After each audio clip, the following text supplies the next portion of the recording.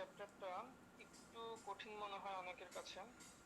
তো আজকের ক্লাসে আমরা চেষ্টা করব আমাদের যে ব্যাপারগুলো কঠিন লাগে সেটাকে একটু সহজ করে নেওয়ার জন্য।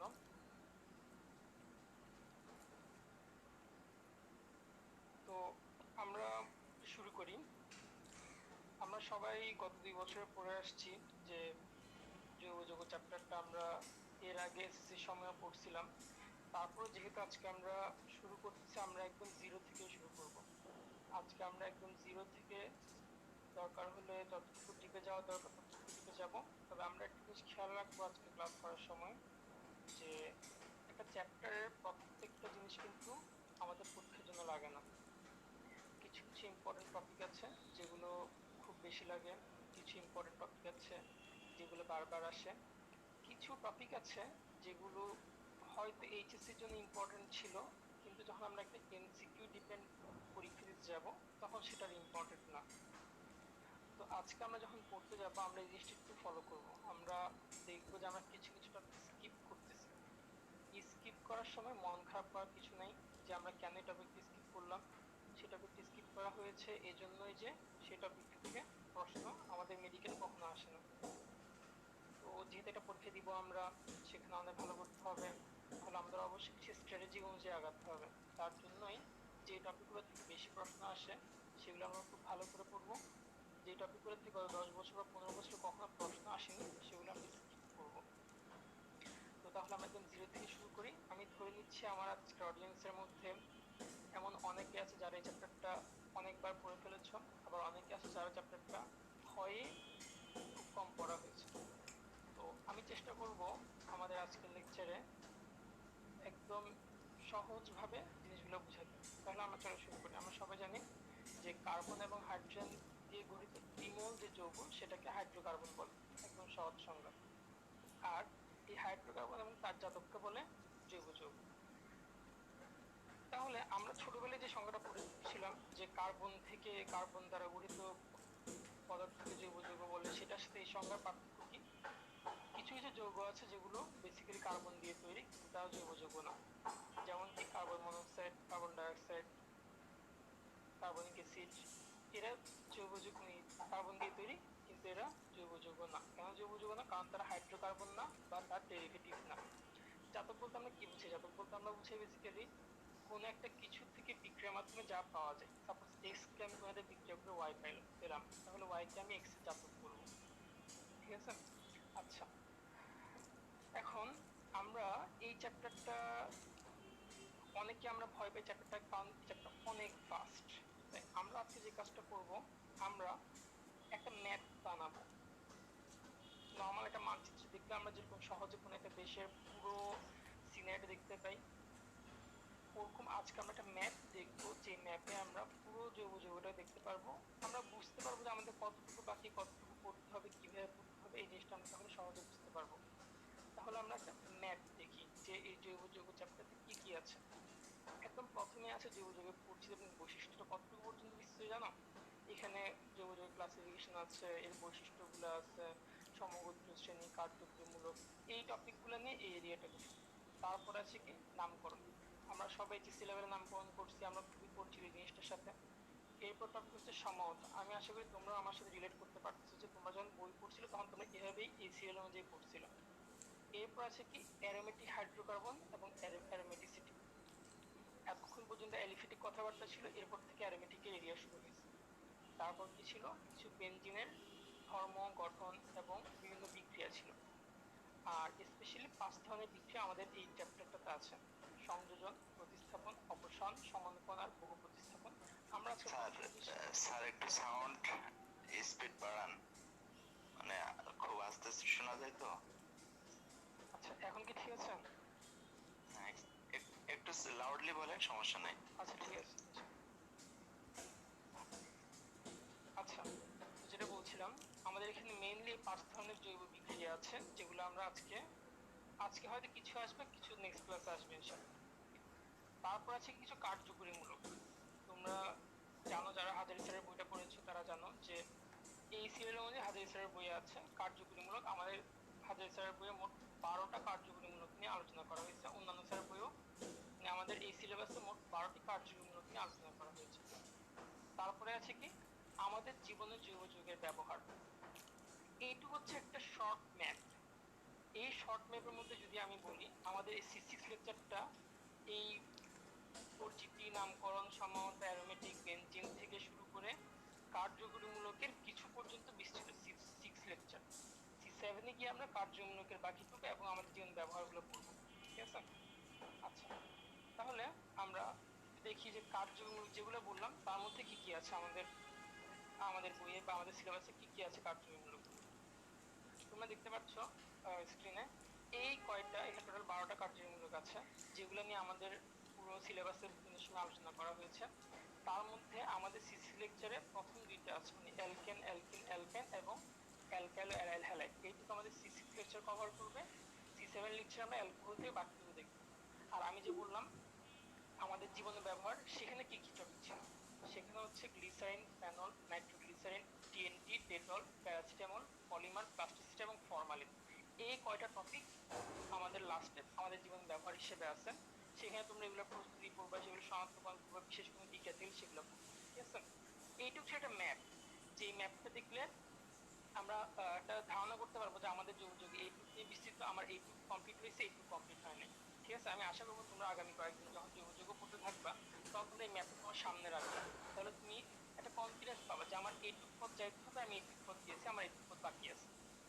আচ্ছা ভাই, জি, মাঝে মধ্যে স্টুডেন্টদেরকে রেসপন্স নেওয়া দরকার যে তারা ঠিক মতো শুনতে পাচ্ছে কিনা। ওদেরকে যদি কোশ্চেন করবেন আমরা চ্যাট দিলে ওরা রেসপন্স করবে যে আমরা শুনতে পাচ্ছি বা ওদের সমস্যা আছে কিনা, যেহেতু দেখা যাচ্ছে না। কোয়েশ্চেন আনসার বক্স কি খোলা আছে? আমরা করে দেবো আপনি বললে। আচ্ছা ঠিক আছে। আচ্ছা, এখন আমরা দেখবো এই চ্যাপ্টার থেকে আমাদের কি কি নোট করতে হবে।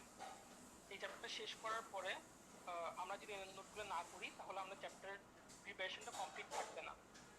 যেমন কি বিভিন্ন তাপমাত্রা, বিভিন্ন প্রভাবক, বিভিন্ন নামীয় বিক্রিয়া, তোমরা জানো অনেকগুলো নামীয় বিক্রিয়া তোমরা পড়েছো। কিছু শনাক্তকরণ বিক্রিয়া একসাথে করতে হবে আমাদেরকে, কিছু পৃথকীকরণ বিক্রিয়া একসাথে করতে হবে। তোমরা নিশ্চয়ই জানো শনাক্তকরণ এক জিনিস, পৃথকীকরণ এক জিনিস। শনাক্তকরণ হচ্ছে মনে করো তোমাকে র্যান্ডম কিছু জৈব যৌগ দেওয়া আছে, তোমাকে বলছে যে একটা অ্যালডিহাইডের শনাক্তকরণ করো বা একটা কিটোনের শনাক্তকরণ করো, এটা হচ্ছে শনাক্তকরণ।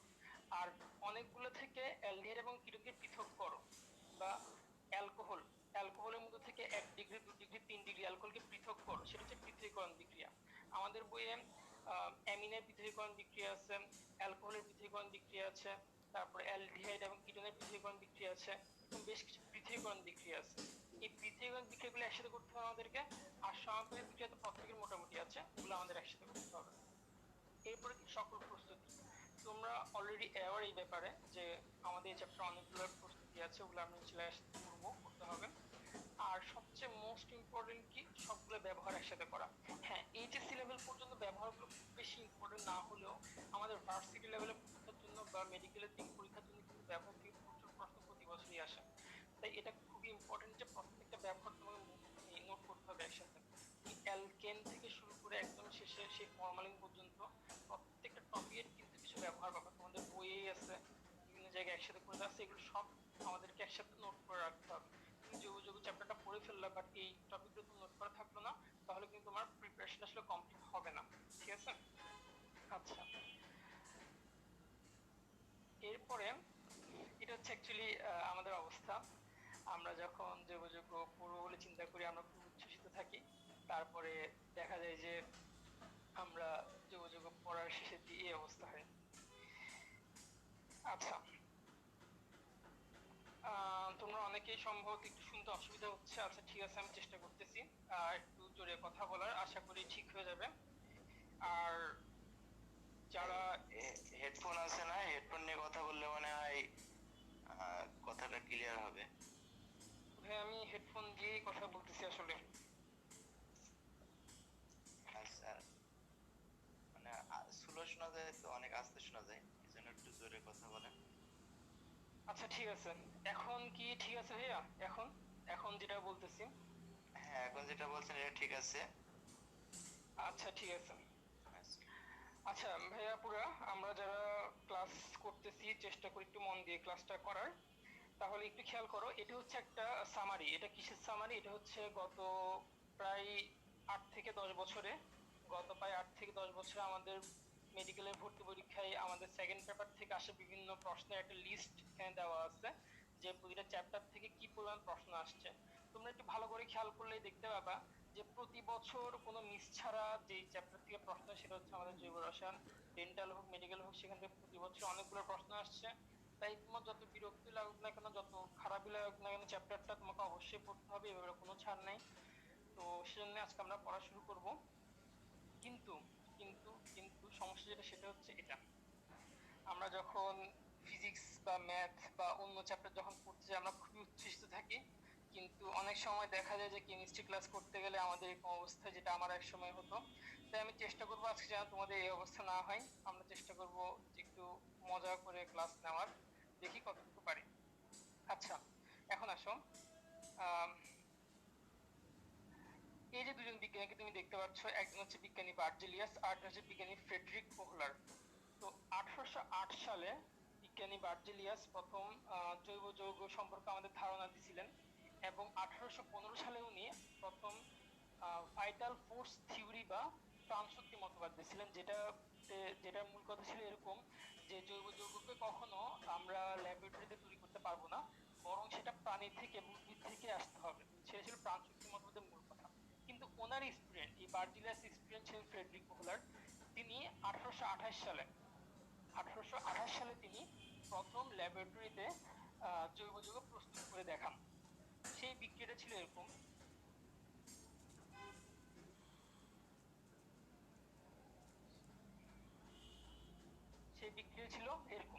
তাহলে দেখো, একটা NH4Cl একটা অজৈব যৌগ, লেড সায়ানেট সেটাও একটা অজৈব যৌগ। তো দুটো অজৈব যৌগ থেকে আমরা পরীক্ষাগারে একটা ইউরিয়া তৈরি করছি, যেটা হচ্ছে একটা জৈব যৌগ। প্রথম দেখায় মনে হতে পারে এটা একটা সাধারণ বিক্রিয়া, প্রথম দেখায় মনে হতে পারে এটা খুব একটা ইম্পর্টেন্ট কোনো বিক্রিয়া না, বাট একটু যদি চিন্তা, স্যার সাউন্ড আসে না স্যার? এখন কি একেবারে আসতেছে না? না না, এখন মাঝে তো একবারে আসে নাই।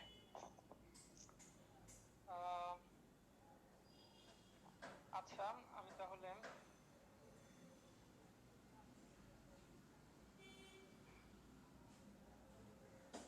আচ্ছা, এখন কি শোনা যাচ্ছে ভাইয়া? এখন এখন যেটা বলছি, জি ভাই, শোনা যায়। হচ্ছে কি, মাঝে মাঝে একটু আপ ডাউন করছে, মনে হয় ইয়ারফোনটা একটু দূরে চলে যাচ্ছে, তখন আস্তে শোনা যাচ্ছে, এমন কিছু হতে পারে। আচ্ছা ঠিক আছে, এখন একটু জানেন, আমাকে যদি অসুবিধা হয় আমাকে একটু জানেন। জি জি। আচ্ছা, তাহলে এই বিক্রিয়াটা খেয়াল করো। এটা প্রথম দেখে মনে হতে পারে সাধারণ একটা বিক্রিয়া, কিন্তু মজার জিনিস হলো এই বিক্রিয়াটা হওয়ার আগে আমরা জানতাম না যে ল্যাবরেটরিতে জৈব যৌগ প্রস্তুত করা সম্ভব। এই বিক্রিয়ার পর থেকে বেসিক্যালি জৈব যৌগ নিয়ে খুব ইন্টেন্সিভলি গবেষণা শুরু হয়, এবং আমরা আমাদের জীবনে বিভিন্ন প্রয়োজনে জৈব যৌগকে ব্যবহার করা শুরু করি। তো তুমি একটু চিন্তা করে দেখো, তুমি এখন যে জায়গায় আছো, তোমার সামনে হয়তো একটা ফোন আছে, তোমার সাথে একটা কাগজ খাতা একটা কলম আছে, তুমি একটা টেবিলে বসে আছো বা একটা চেয়ারে বসে আছো। একটু চিন্তা করলে তুমি দেখতে পাবে যে তোমার প্রত্যেকটা জিনিস তোমার আশেপাশে কিন্তু জৈব যৌগ দিয়ে তৈরি। তুমি যে ফোন ইউজ করছো সেটা প্লাস্টিকের তৈরি, সেটা একটা জৈব যৌগ। তোমার হাতের যে কলমটা, তোমার হাতের যে খাতাটা, তুমি যে চেয়ারে বসে আছো, প্রত্যেকটা জিনিস কিন্তু জৈব যৌগ দিয়ে সুপার মডিফাইড তৈরি করা আছে। তাহলে তুমি একটু চিন্তা করো, আজকে থেকে 300 বছর আগে যখন জৈব যৌগ আমরা তৈরি করতে পারতাম না ল্যাবরেটরিতে, তখন কিন্তু আমরা এই জিনিসগুলো ইউজ করতে পারতাম না। এই বিক্রিয়াটার পরে কিন্তু বেসিক্যালি আমরা জৈব যৌগ নিয়ে কাজ করা শুরু করছি, গবেষণা শুরু করছি, এবং এই বিক্রিয়া একটা মানে যুগান্তকারী বিক্রিয়া। ঠিক আছে? আচ্ছা ঠিক আছে, তাহলে আমরা একটু আগাই। আমরা জানি যে জৈব যৌগের সংখ্যা অজৈব যৌগের তুলনায় অনেক বেশি। এর কারণ হচ্ছে তিনটা, যেগুলো আমাদের মনে রাখতে হবে, সেগুলো প্রায় পরীক্ষায় এমসিকিউ হিসেবে আসে। সেগুলো হচ্ছে কি, ক্যাটেনেশন, পলিমারকরণ আর সমানুতা।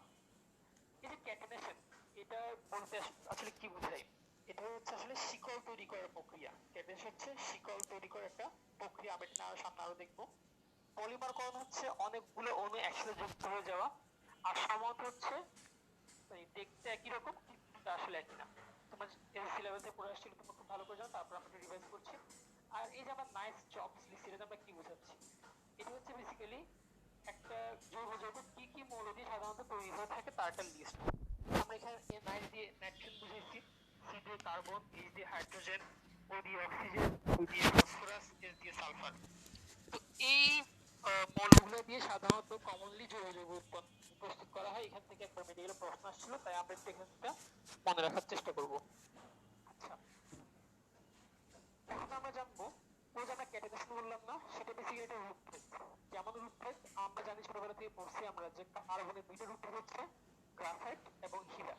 তোমরা ছবিতে যে দুইটা ছবি দেখতে পাচ্ছ, গ্রাফাইট দেখতে একরকম, হীরা দেখতে একদম 180 ডিগ্রি অপোজিট, কিন্তু তারপর তারা কিন্তু বেসিক্যালি একই জিনিস দিয়ে তৈরি। ওরকমই একটা রূপভেদ কার্বনের, ঠিক সেরকম অন্য একটা রূপভেদ হলো ক্যাটালিসিস। এই যে তুমি একটা শিকড় দেখতে পাচ্ছ না, যেখানে অনেকগুলো ছোট ছোট অংশ যুক্ত হয়েছে, ওরকম ক্যাটালিসিসের ক্ষেত্রে অনেকগুলো ছোট ছোট কার্বন যুক্ত হয়।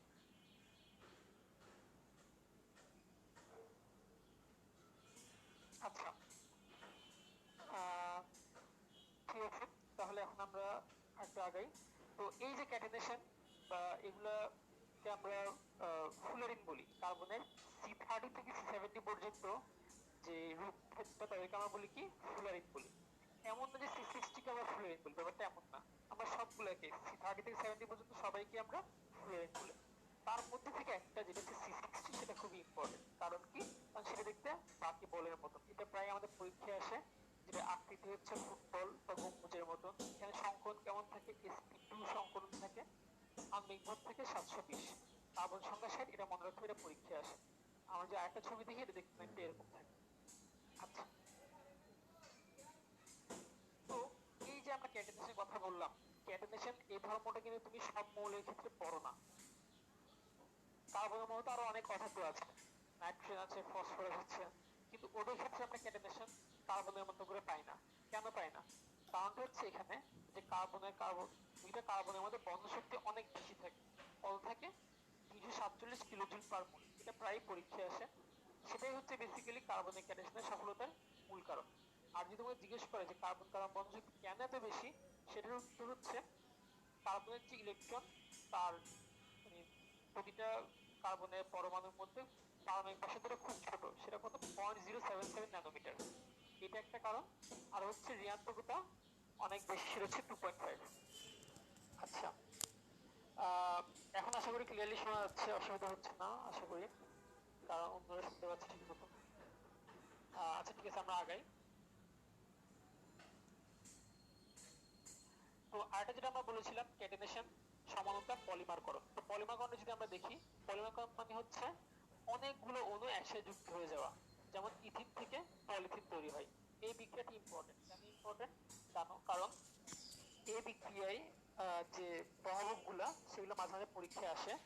যেমন এখানে প্রভাবক হিসেবে থাকে অক্সিজেন, তাপমাত্রা থাকে 200 ডিগ্রি সেলসিয়াস, আর চাপ থাকে 1000 থেকে 1200 ATM পর্যন্ত। আচ্ছা, এখন আহ, তোমরা একটু মনে করার চেষ্টা করলে দেখবা আমাদের জৈব যৌগে কিন্তু আমরা কোথাও অক্সিজেন প্রভাবক আর তেমন একটা কোথাও পড়িনি, এই জায়গাটাতে পড়ছি। আশা করি তোমরা এটা মনে রাখতে পারবা।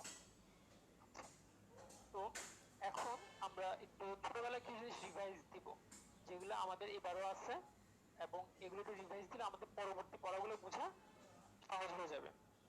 আচ্ছা, আসুন, প্রথম হচ্ছে আমরা কিছু জৈব যৌগের বৈশিষ্ট্য দেখি। আমরা জানি এটা কি দ্বারা তৈরি, এবং আমরা জানি এটা সমযোজী বন্ধন দ্বারা গঠিত হয়।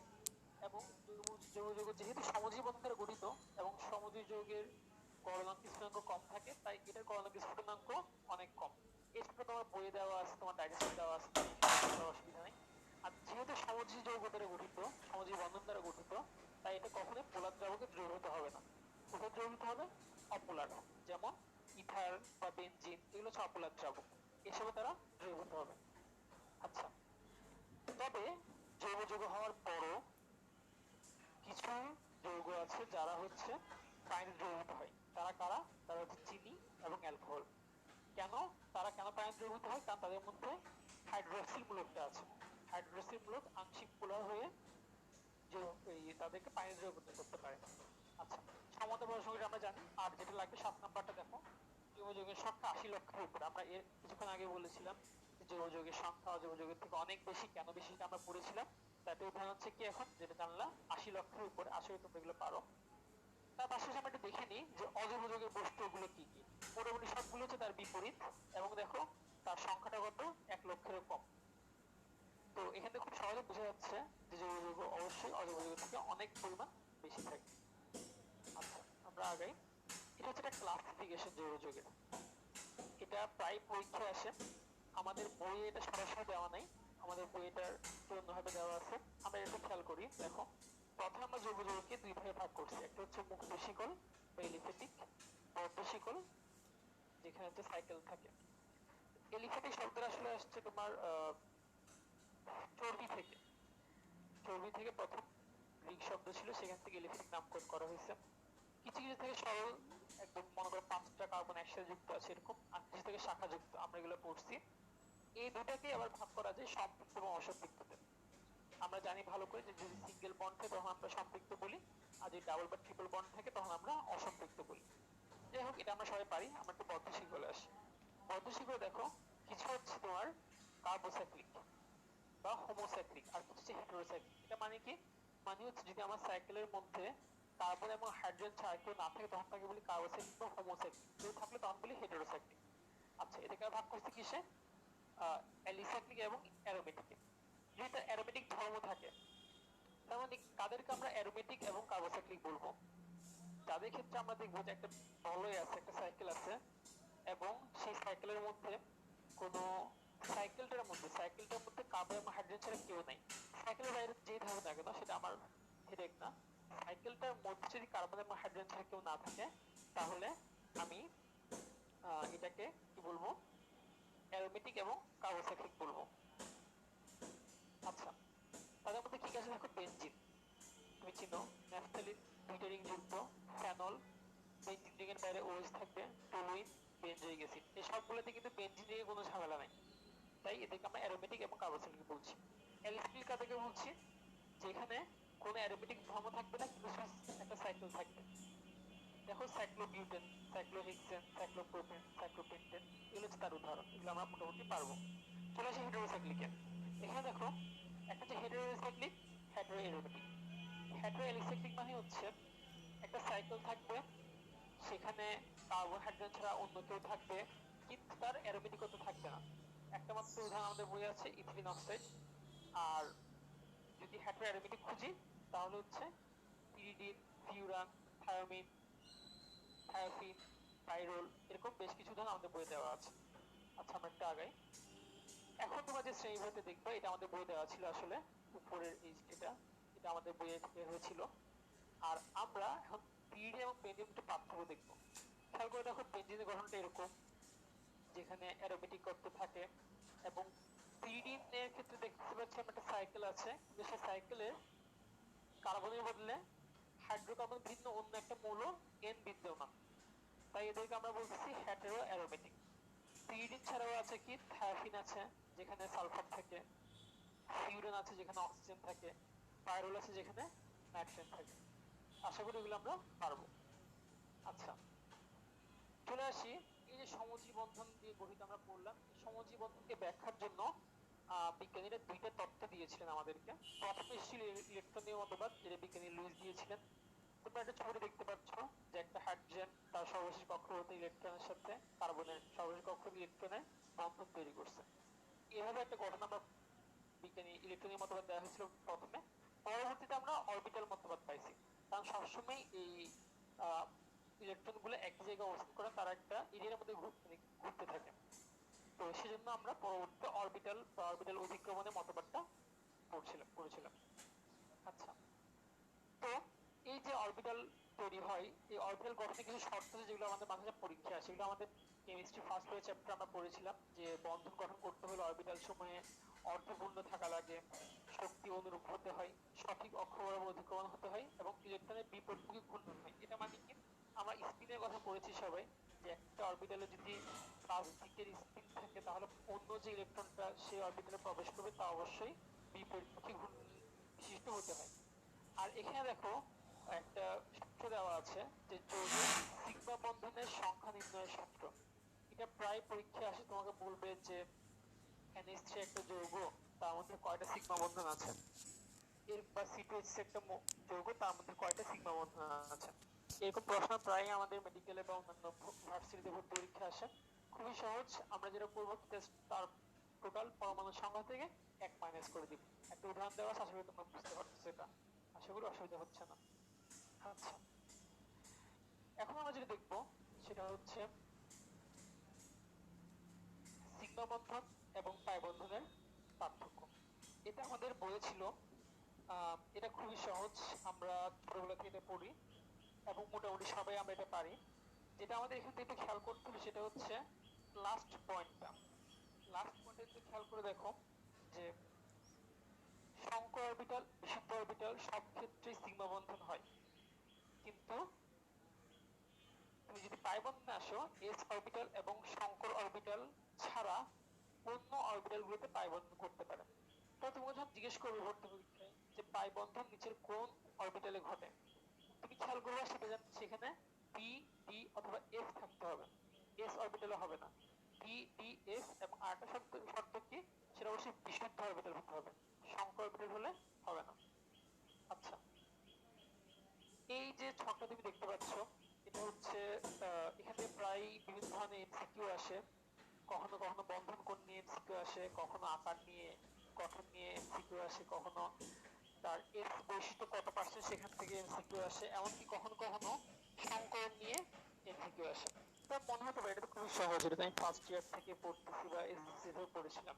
তো অনেক সময় হয় কি এটা যৌগ দেয়, সাপোজ তোমাকে বললো একটা alcohol benzoic acid, benzoic acid বলে তোমাকে বলবে যে এই যে বেনজোইক অ্যাসিড এখানে একাধিক ধরনের সংকলন বিদ্যমান কি, এরকম একটা প্রশ্ন তোমাকে করলো বা জিজ্ঞেস করলো নিচের কোন যৌগের মধ্যে একাধিক সংকলন বিদ্যমান।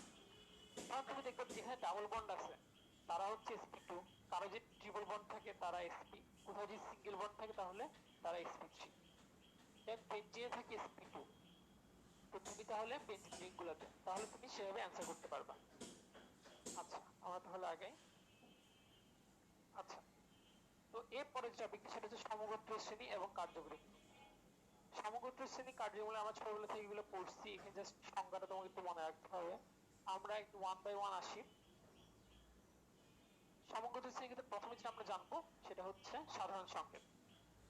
একই গোত্রের প্রত্যেকের জন্য কিছু সাধারণ সংকেত বিদ্যমান, নির্দিষ্ট একটা কার্যকরী মূলক থাকে এবং পরপর দুইটা যৌগে মিথিলিন মূলকের পার্থক্য থাকে। মিথিলিন হচ্ছে CH2, এটা প্রায় পরীক্ষায় আসে, এটা আমাদের অবশ্যই মনে রাখতে হবে যে দুটি যৌগের মধ্যে মিথিলিন মূলকের পার্থক্য থাকবে এবং এটার প্রত্যেকের রাসায়নিক ধর্ম সেম থাকে, প্রায় একই ধরনের রাসায়নিক ধর্ম থাকে। এখানে একটু আমাদের মধ্যে অনেকে কনফিউজ হয় যে রাসায়নিক ধর্ম যেহেতু সেম, ভৌত ধর্ম মনে হয় সেম হবে ওদের, কিন্তু একটু চিন্তা করে দেখো তার কার্বনের সংখ্যা যখন বাড়তে থাকে তখন কিন্তু তার আণবিক ভরও বাড়তে থাকে, আর আণবিক ভর যখন বাড়তে থাকবে স্বাভাবিকভাবে কিন্তু তার গলনাঙ্ক, স্ফুটনাঙ্ক, দ্রব্যতা সবই পরিবর্তন হবে। তাই আমরা যেটা ভালো করে মনে রাখবো সেটা হচ্ছে সমগোত্রীয় শ্রেণীতে যদিও রাসায়নিক ধর্মগুলো সেম থাকে, ভৌত ধর্ম কিন্তু কখনোই সেম থাকে না। আশা করি কারো ভুল হবে না। আচ্ছা, সমগোত্রীয় শ্রেণী পড়ার পরে যেটা আমাদের পরীক্ষা সেটা হচ্ছে সমগোত্রীয় শ্রেণী থেকে কোন একটা নাম দিয়ে বলে তার কার্যকরীমূলক নিচের কোনটি। তাই আমরা কার্যকরীমূলকগুলো ভালো করে খেয়াল করব। আমরা এই যে ছবিতে যেগুলো কার্যকরীমূলক দেখতে পাচ্ছ আমাদের বইয়ে মোট 11টার মতো দেওয়া আছে, আর ডাইজেস্টে তুমি 11টার বাইরেও 23টার মতো পাবা, যেগুলো 29টার মতো পাবা, যেগুলো একটু আমাদের রিভাইজ দিয়ে যেতে হবে, কারণ ইতিপূর্বে মেডিকেল ভর্তি পরীক্ষায় এখান থেকে প্রায় 3টার মতো প্রশ্ন এসেছিল। আচ্ছা, ঠিক আছে।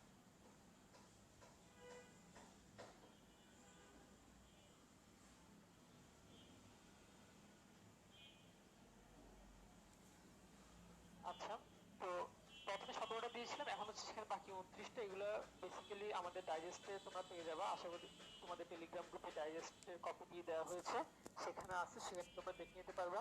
তোমাদের হয়তো মনে আছে যে এখান থেকে গত কয়েক বছর প্রায় 3বার মেডিকেল ভর্তি পরীক্ষার প্রশ্ন এসেছিল এই জায়গা থেকে, এই দুইটা স্ল্যাট থেকে। আচ্ছা, তো এখন যেটা দেখছি আমরা সেটা হচ্ছে কিছু কার্যকরী মূলকের নাম দেওয়া আছে, তাদের গঠন দেওয়া আছে এবং প্রিফিক্স সাফিক্স বলে কিছু কথাবার্তা আছে। আমরা দেখবো এই জিনিসটা আমাদের কেন লাগবে। কোন একটা যৌগে, র্যান্ডম কোন একটা যৌগে যদি একের অধিক কার্যকরী মূলক থাকে তখন তার নামকরণে ঝামেলা হয়। আমরা তো দুইটাকে তার প্রধান কার্যকরী মূলক বলতে পারবো না, কোন কার্যকরী মূলকটাকে আমরা প্রধান কার্যকরীমূলক বলবো আর কোনটাকে শাখা হিসেবে কাউন্ট করব, সেটার জন্য আমরা এই সিরিজটা ইউজ করি। এই সিরিজে দেখো যে যত নিচে আছে সে তত কম সক্রিয়। মনে করো 13 নাম্বার আছে কি অ্যালকেন, অ্যালকেন হচ্ছে সবচেয়ে কম সক্রিয়, আর সবার উপরে যে আছে কার্বক্সিলিক অ্যাসিড সে খুব বেশি সক্রিয়। তো তাহলে এটা আমাদের কেন মনে রাখতে হবে, এই 1 থেকে 13 পর্যন্ত সিরিয়ালটা আমাদেরকে অবশ্যই মুখস্থ করতে হবে, একদম সিরিয়ালি। কেন করতে হবে? কারণ এখানে তোমার প্রশ্ন আসবে এরকম যে নিচের কোন কার্যকরীমূলকটি অধিক সক্রিয়। এখন তুমি যদি সিরিয়ালটা না জানো তাহলে তুমি তো মার্ক করতে পারবে না। আবার প্রশ্ন এমন দিতে পারে তোমাকে কোনো একটা যৌগ দিয়ে দিবে, সেই যৌগের ক্ষেত্রে ক্রম দিয়ে দিবে তোমাকে, মনে করো বলবে নিচের কোন ক্রমটি সঠিক সক্রিয়তার ক্ষেত্রে, তো তোমাকে 4টা ক্রম দিয়ে দিবে। সেই ক্রমের মধ্যে এই প্রতিটাতে মনে করো 3টা করে ক্রম দিয়ে অপশন দেওয়া থাকবে। তো তখন তুমি যদি এই সিরিয়াল যদি না জানো তুমি কিন্তু মার্ক করতে পারবে না। আমাদের করতে হবে এই সিরিয়ালটা মুখস্থ করতে হবে। যখন আমরা দেখবো যে এরকম কোন একটা টপিক আমাদের সামনে আসছে যে টপিকটা আমাকে একদম সিরিয়ালি মুখস্থ করতে হচ্ছে কোনো বোঝার সুযোগ ছাড়াই, তখন আমরা চেষ্টা করবো সেটাকে ভাগ ভাগ করে মুখস্থ করতে, বা দেখতে যে কোনো বুদ্ধি বের করা যায় কিনা কিভাবে মুখস্থ করা যায়।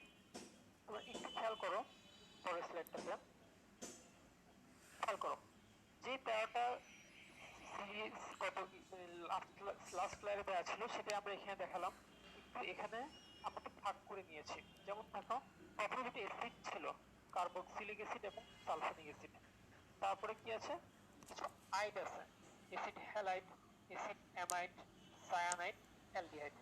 তো অ্যালডিহাইড ছোট হয় কে তোমরা সবাই জানো, অ্যালডিহাইড ছোট হচ্ছে কিটোন। কারণ অ্যালডিহাইড এবং কিটোন এই দুইটাকে মিক্স করে আমরা কার্বনিল গ্রুপ বলি। এরপর দুটো অল আছে, অ্যালকোহল আর থাইল। তারপর আছে কিছু ইন, অ্যামিন, অ্যালকিন, অ্যালকাইন, অ্যালকেন। আর লাস্টের কিন কাইনের ক্ষেত্রে হিসাব করে দেখবে সেখানে হচ্ছে 2 3 1। প্রথমে 2 মানে অ্যালকিন, তারপরে কাইন, সবচেয়ে কম সক্রিয় হচ্ছে কেন বা অ্যালকেন। তাহলে দেখো এই 13টা তুমি মুখস্থ না রেখে তুমি যদি আমাদের পাশের অ্যাসিড, আইড, অল, ইন সেটাও যদি মুখস্থ রাখো তাও কিন্তু তুমি মোটামুটি দাগাতে পারবা। তোমার যখন 4টা অপশন দিবে তার মধ্যে তুমি কিন্তু এখান থেকে ক্লাসিফাই করে নিতে পারবা সহজে। তাহলে আমরা কি শিখলাম এখান থেকে, আমরা এই দুটো স্লাইড এটা শিখলাম যে আমাদের যদি কোনো একটা কিছু এভাবে মুখস্থ করতে হয় তাহলে আমরা কিছু ভাগ করে নিব, কিছু গ্রুপে ভাগ করে নিব, তাহলে আমাদের জন্য মার্ক করাটা ইজি হবে। আচ্ছা, তো এখন টপিক হচ্ছে নামকরণ। আমরা যেটা বলেছিলাম একটু আগে, নামকরণের ক্ষেত্রে একটু আগে আমরা দেখলাম যে সমগোত্র শ্রেণীর লিস্টে নামকরণের জন্য খুবই ইম্পর্টেন্ট। কিন্তু মডার্ন যেটা সেটা হচ্ছে নামকরণ থেকে আমাদের মেডিকেলে তেমন একটা প্রশ্ন আসে না, খুবই কম। আমরা বেসিক যে ধারণা রাখা দরকার সেটা রেখে টপিকটি স্কিপ করব। তাহলে খেয়াল করে দেখো প্রথমে আছে কি নামকরণ করার 3টা পদ্ধতি আছে। সাধারণ বা প্রচলিত পদ্ধতি যেটা একসময় ইউজ করা হতো এখন আর ইউজ করা হয় না, তারপর ছোট জাতক পদ্ধতি, আর জেনেভা বা ইউপেক পদ্ধতি। এই ইউপেক পদ্ধতি বেসিক্যালি আমরা ইউজ করি। তোমরা যখন যেটা পড়লা 2 3 ট্রাইনাইট্রো পেন্টেন এই টাইপের যেগুলো পড়ছিলা সেগুলো সবই ছিল জেনেভা বা ইউপেক পদ্ধতিতে নামকরণ।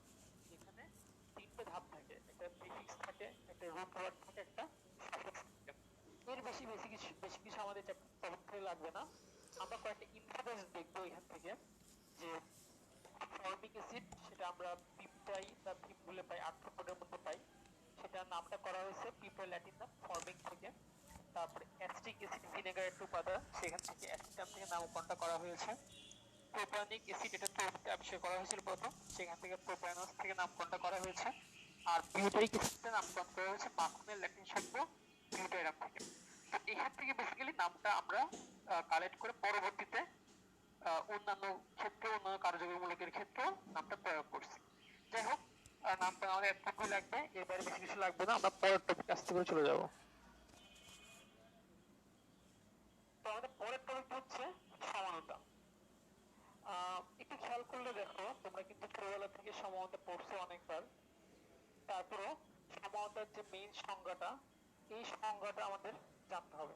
সংজ্ঞাটা কি? সংজ্ঞাটা হচ্ছে এরকম, একই আণবিক সংকেত কিন্তু ভিন্ন গাঠনিক সংকেত এবং ত্রিমাত্রিক অবস্থান। কি বললাম? একই আণবিক সংকেত কিন্তু ভিন্ন গাঠনিক সংকেত এবং ত্রিমাত্রিক অবস্থান বা ত্রিমাত্রিক অবস্থানযুক্ত যৌগকে আমরা পরস্পরের সমাণু বলবো, ঠিক আছে? আর এই সমাণু কার কতটি বা কোন একটা যৌগের সমাণু কতটা কিভাবে বের করতে হবে সেটা করার জন্য আমাদের অবশ্যই তার কার্বন এবং হাইড্রোজেনের সংখ্যা দিয়ে সম্পৃক্ততা যাচাই করতে হবে। সম্পৃক্ততা যাচাই মানে কি? সম্পৃক্ততা যাচাই মানে হচ্ছে সে অ্যালকেন, অ্যালকিন নাকি অ্যালকাইন সেটা বের করা। তার মধ্যে ডাবল বন্ড বা ট্রিপল বন্ড আছে কিনা সেটা চেক করে বের করা। তো যেমন মনে করো CnH2SN+2, আমরা জানি এটা কিসের সাধারণ সংকেত? এটা হচ্ছে অ্যালকেনের সাধারণ সংকেত, আর এটা হচ্ছে অ্যালকিনের সাধারণ সংকেত। তাহলে যখন তোমাকে র্যান্ডম কোনো একটা যৌগ দিল তার আণবিক সংকেত দিয়ে বললো এটা সমাণুগুলো বের করো, তাহলে তুমি প্রথমে এই সম্পৃক্ত যাচাই করে দেখবো যে সেখানে ডাবল বন্ড আসবে কি আসবে না, সেটা হচ্ছে প্রথম কাজ। আর এমন যদি থাকে যে কোনো একটা সম্পৃক্ত হাইড্রোকার্বন তার সাথে একটা অক্সিজেন দিয়ে দেওয়া আছে, তাহলে তুমি শিওর হয়ে যাবা সেখানে অ্যালকোহল বা ইথারে আমাদের সমাণুগুলো আসবে। যেমন মনে করো এই যৌগটা দেওয়া আছে কি C5H11OH, আমরা যদি হিসাব করে দেখবো যে C5H2SN+2 মানে 5 আরো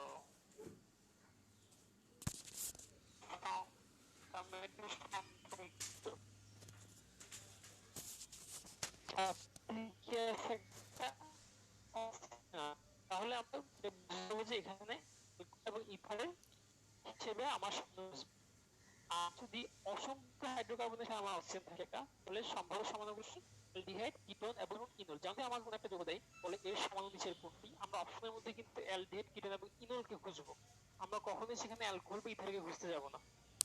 এর একটা কাইন্ড অফ চিট কোড খুব কাজে লাগে পরীক্ষায়, দেখবা যে এখানে এরকম প্রায় এমসিকিউ আসে, সেগুলো দাঁড়ানোর সময় এটা অনেক হেল্প করবে, তোমরা পারলে একটা স্ক্রিনশট নিয়ে রাখি। আচ্ছা, এবার আসি সমানতার ক্লাসিফিকেশনে। একটু খেয়াল করে দেখো, সমানতাকে বেসিক্যালি দুই ভাগে ভাগ করা যায়, একটা গাঠনিক সমানতা, একটা ত্রিমাত্রিক সমানতা। আর এই গাঠনিক সমানতাকে আমরা ভাগ করি চেইন, অবস্থান, কার্যকরীমূলক, মেটামারিজম, টটোমারিজম। এখন তোমরা যদি চিন্তা করো যে আমরা এখন এগুলো সংজ্ঞা পড়বো, ব্যাপারটা আসলে ওরকম না, কারণ আমরা গত 2 বছরে এগুলো অনেকবার পড়ে ফেলেছি, এগুলো বহুবার আমাদের পড়া হয়েছে। আমরা এগুলো সংজ্ঞার দিকে যাব না, বরং আমরা একটু দেখবো আমাদের পরীক্ষা এগুলো আমাদের কেমন হেল্প করবে, পরীক্ষা এখান থেকে কেমন প্রশ্ন আসে এবং সেগুলো আমরা কিভাবে অ্যান্সার করতে পারি, ঠিক আছে? তাহলে একটু আসো আমরা দেখি এখানে প্রশ্ন কেমন আসে। কিছু প্রশ্ন আসে এরকম, তোমাকে জিজ্ঞেস করবে নিচের কোন কার্যকরী মূলকটি মেটামারিজম দেখায় বা টটোমারিজম দেখায়, বলে তোমাকে 4টা কার্যকরী মূলকের নাম দিয়ে দিবে। বা উল্টাও আসতে পারে, তোমাকে বলবে যে সাপোজ তোমাকে বললো কিটোন, কিটোন নিচের কোন সমান্তরটাই দেখাবে। আমি বুঝে যাচ্ছি কার্যকরীমূলক ভার্সেস সমানতা, এভাবে কিছু প্রশ্ন আসে। আবার কিছু প্রশ্ন আসছে এরকম, নিচের কোন যৌগটি মেটামারিজম বা টটোমারিজম দেখায়। তার মানে কি, তোমাকে বলবে একটা সংকেত দিয়ে দিবে তোমাকে, সাপোজ C4H6O, এই সংকেত দিয়ে তোমাকে বলবে যে এই যৌগটা নিচের কোন সমানতা দেখাবে, ঠিক আছে? তখন আমরা কিভাবে এগুলো বের করব? তুমি অবশ্যই যৌগ প্রত্যেকটা ভেঙে ভেঙে বুঝে বুঝে করে বের করতে অবশ্যই পারবা, তারপর তুমি চিট কোড থাকলে ভালো, কারণ তখন তোমার খুব সহজে অ্যান্সার করাটা কম সময় তুমি অ্যান্সার করতে পারবা। তাহলে আমরা দেখিনি এই যে বেসিক 2 ধরনের প্রধান প্রশ্ন এখান থেকে আসে, সেগুলো আমরা কিভাবে অ্যান্সার করতে পারি। তো তোমাদের সাথে যদি খাতা কলম থাকে তোমরা একটু খাতা কলম নিতে পারো বা স্ক্রিনশট নিয়ে রাখতে পারো, যেটা আমি পরের স্লাইডে দেখাবো। আচ্ছা, এখানে খেয়াল করো আমরা প্রথমে COMTK লিখেছি, এটা যে আমরা মিন করতেছি আমাদের গাঠনিক সমানতাগুলোকে। A দিয়ে অবস্থান সমানতা, M দিয়ে মেটামারিজম, T দিয়ে টটোমারিজম, আর K দিয়ে কার্যকরীমূলক সমানতা। তাহলে আমরা পরবর্তী কিছু কার্যমূলকের নাম দিয়েছি এবং কে কি কি দেখায় সেই ব্যাপারে বলেছি। তাহলে খেয়াল করো কিটোন, কিটোন কি করবে, সে চেইন, অবস্থান, মেটামারিজম, টটোমারিজম আর কার্যকরীমূলক প্রত্যেক ধরনের সমানতা সে দেখাবে। তাহলে আমরা ও কি কি দেখে সেটা মনে রাখতে হচ্ছে সহজ, সে সব দেখে। তুমি এভাবে মনে রাখো যে কিটোন হচ্ছে এমন একটা কার্যকরীমূলক যে সব গাঠনিক সমানতাই দেখাবে। তো তোমাকে যদি যে কোনো একটা গাঠনিক সমানতা জিজ্ঞেস করে নিচে কে এই সমানতা দেখায়, তুমি প্রথমে কিটোনকে বুঝতে থাকবা, কারণ তুমি জানো যে কিটোন সব ধরনের গাঠনিক সমতা দেখাতে পারে। চলে আসি অ্যামিনে। অ্যামিন একটা দেখাতে পারে না, সেটা হচ্ছে টোটোমারিজম। তাহলে কি দেখাতে পারে তা মনে রাখা হচ্ছে সহজ, সে কি দেখাতে পারে না। তুমি এভাবে মনে রাখো, কিটোন সব দেখাতে পারে, অ্যামিন সাধারণত টোটোমারিজমকে দেখাতে পারে না। এবার আসি অ্যালকেন, অ্যালকাইন এবং অ্যালকাইল হ্যালাইড। আমরা অ্যালকাইল হ্যালাইডকে RX দিয়ে প্রকাশ করলাম। এই অ্যালকাইল হ্যালাইড, অ্যালকেন এবং অ্যালকাইন প্রত্যেকেই চেইন এবং অবস্থান এই দুটো সম্বন্ধে দেখায়, চেইন এবং অবস্থান। তারপরে দেখো অ্যালকিন। অ্যালকিন আমরা লিখেছি ও, ও মানে কি অবস্থান সমতা, এবং তার পাশে লেখা আছে জ্যামিতিক, তার মানে সে এই গাঠনিক সমতার বাইরে জ্যামিতিক সমতাও দেখাতে পারবে। আচ্ছা ঠিক আছে, আহ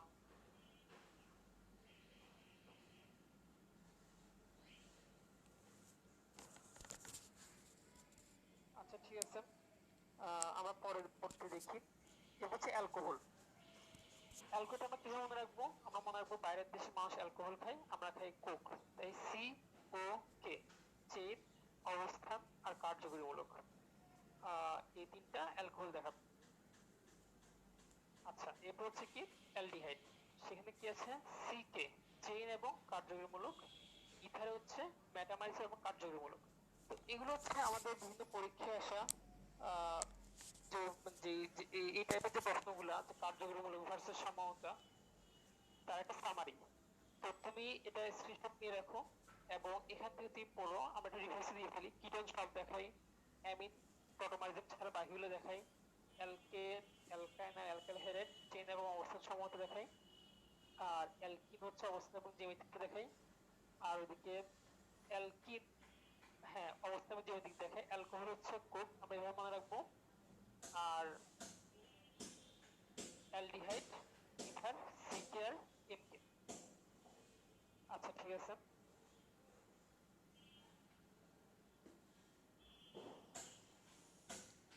আমরা পরবর্তী স্লাইডে যাই। তো এখানে খেয়াল করো, আমি আরেকটা যেটা ধরন বলেছিলাম যে তোমাকে একটা যৌগ দিয়ে দিবে, তারপর তোমাকে বলবে যে এই যৌগটা কোন ধরনের সমতা দেখায়। তখন তুমি এটা থেকে আমাদের একটা সামারি, আমাদের বইয়ে দেওয়া আছে, আমি যে সামারি করেছি যে এই যৌগগুলা এই সমতা দেখাতে পারে। তুমি যদি প্রশ্ন যদি দেয় তাহলে সেটা এই অপশনগুলো থেকে দিবে, কারণ আমাদের বইয়ে টোটাল এই অপশনগুলো গ্রুপে দেওয়া আছে। তো তুমি এটা স্ক্রিনশট নিয়ে রাখো, এখান থেকে ইনশাল্লাহ যদি এখান থেকে প্রশ্ন করে তবে এই অপশনগুলো দিবে, প্রশ্ন দিবে এবং আশা করি তুমি অ্যান্সার করতে পারবা।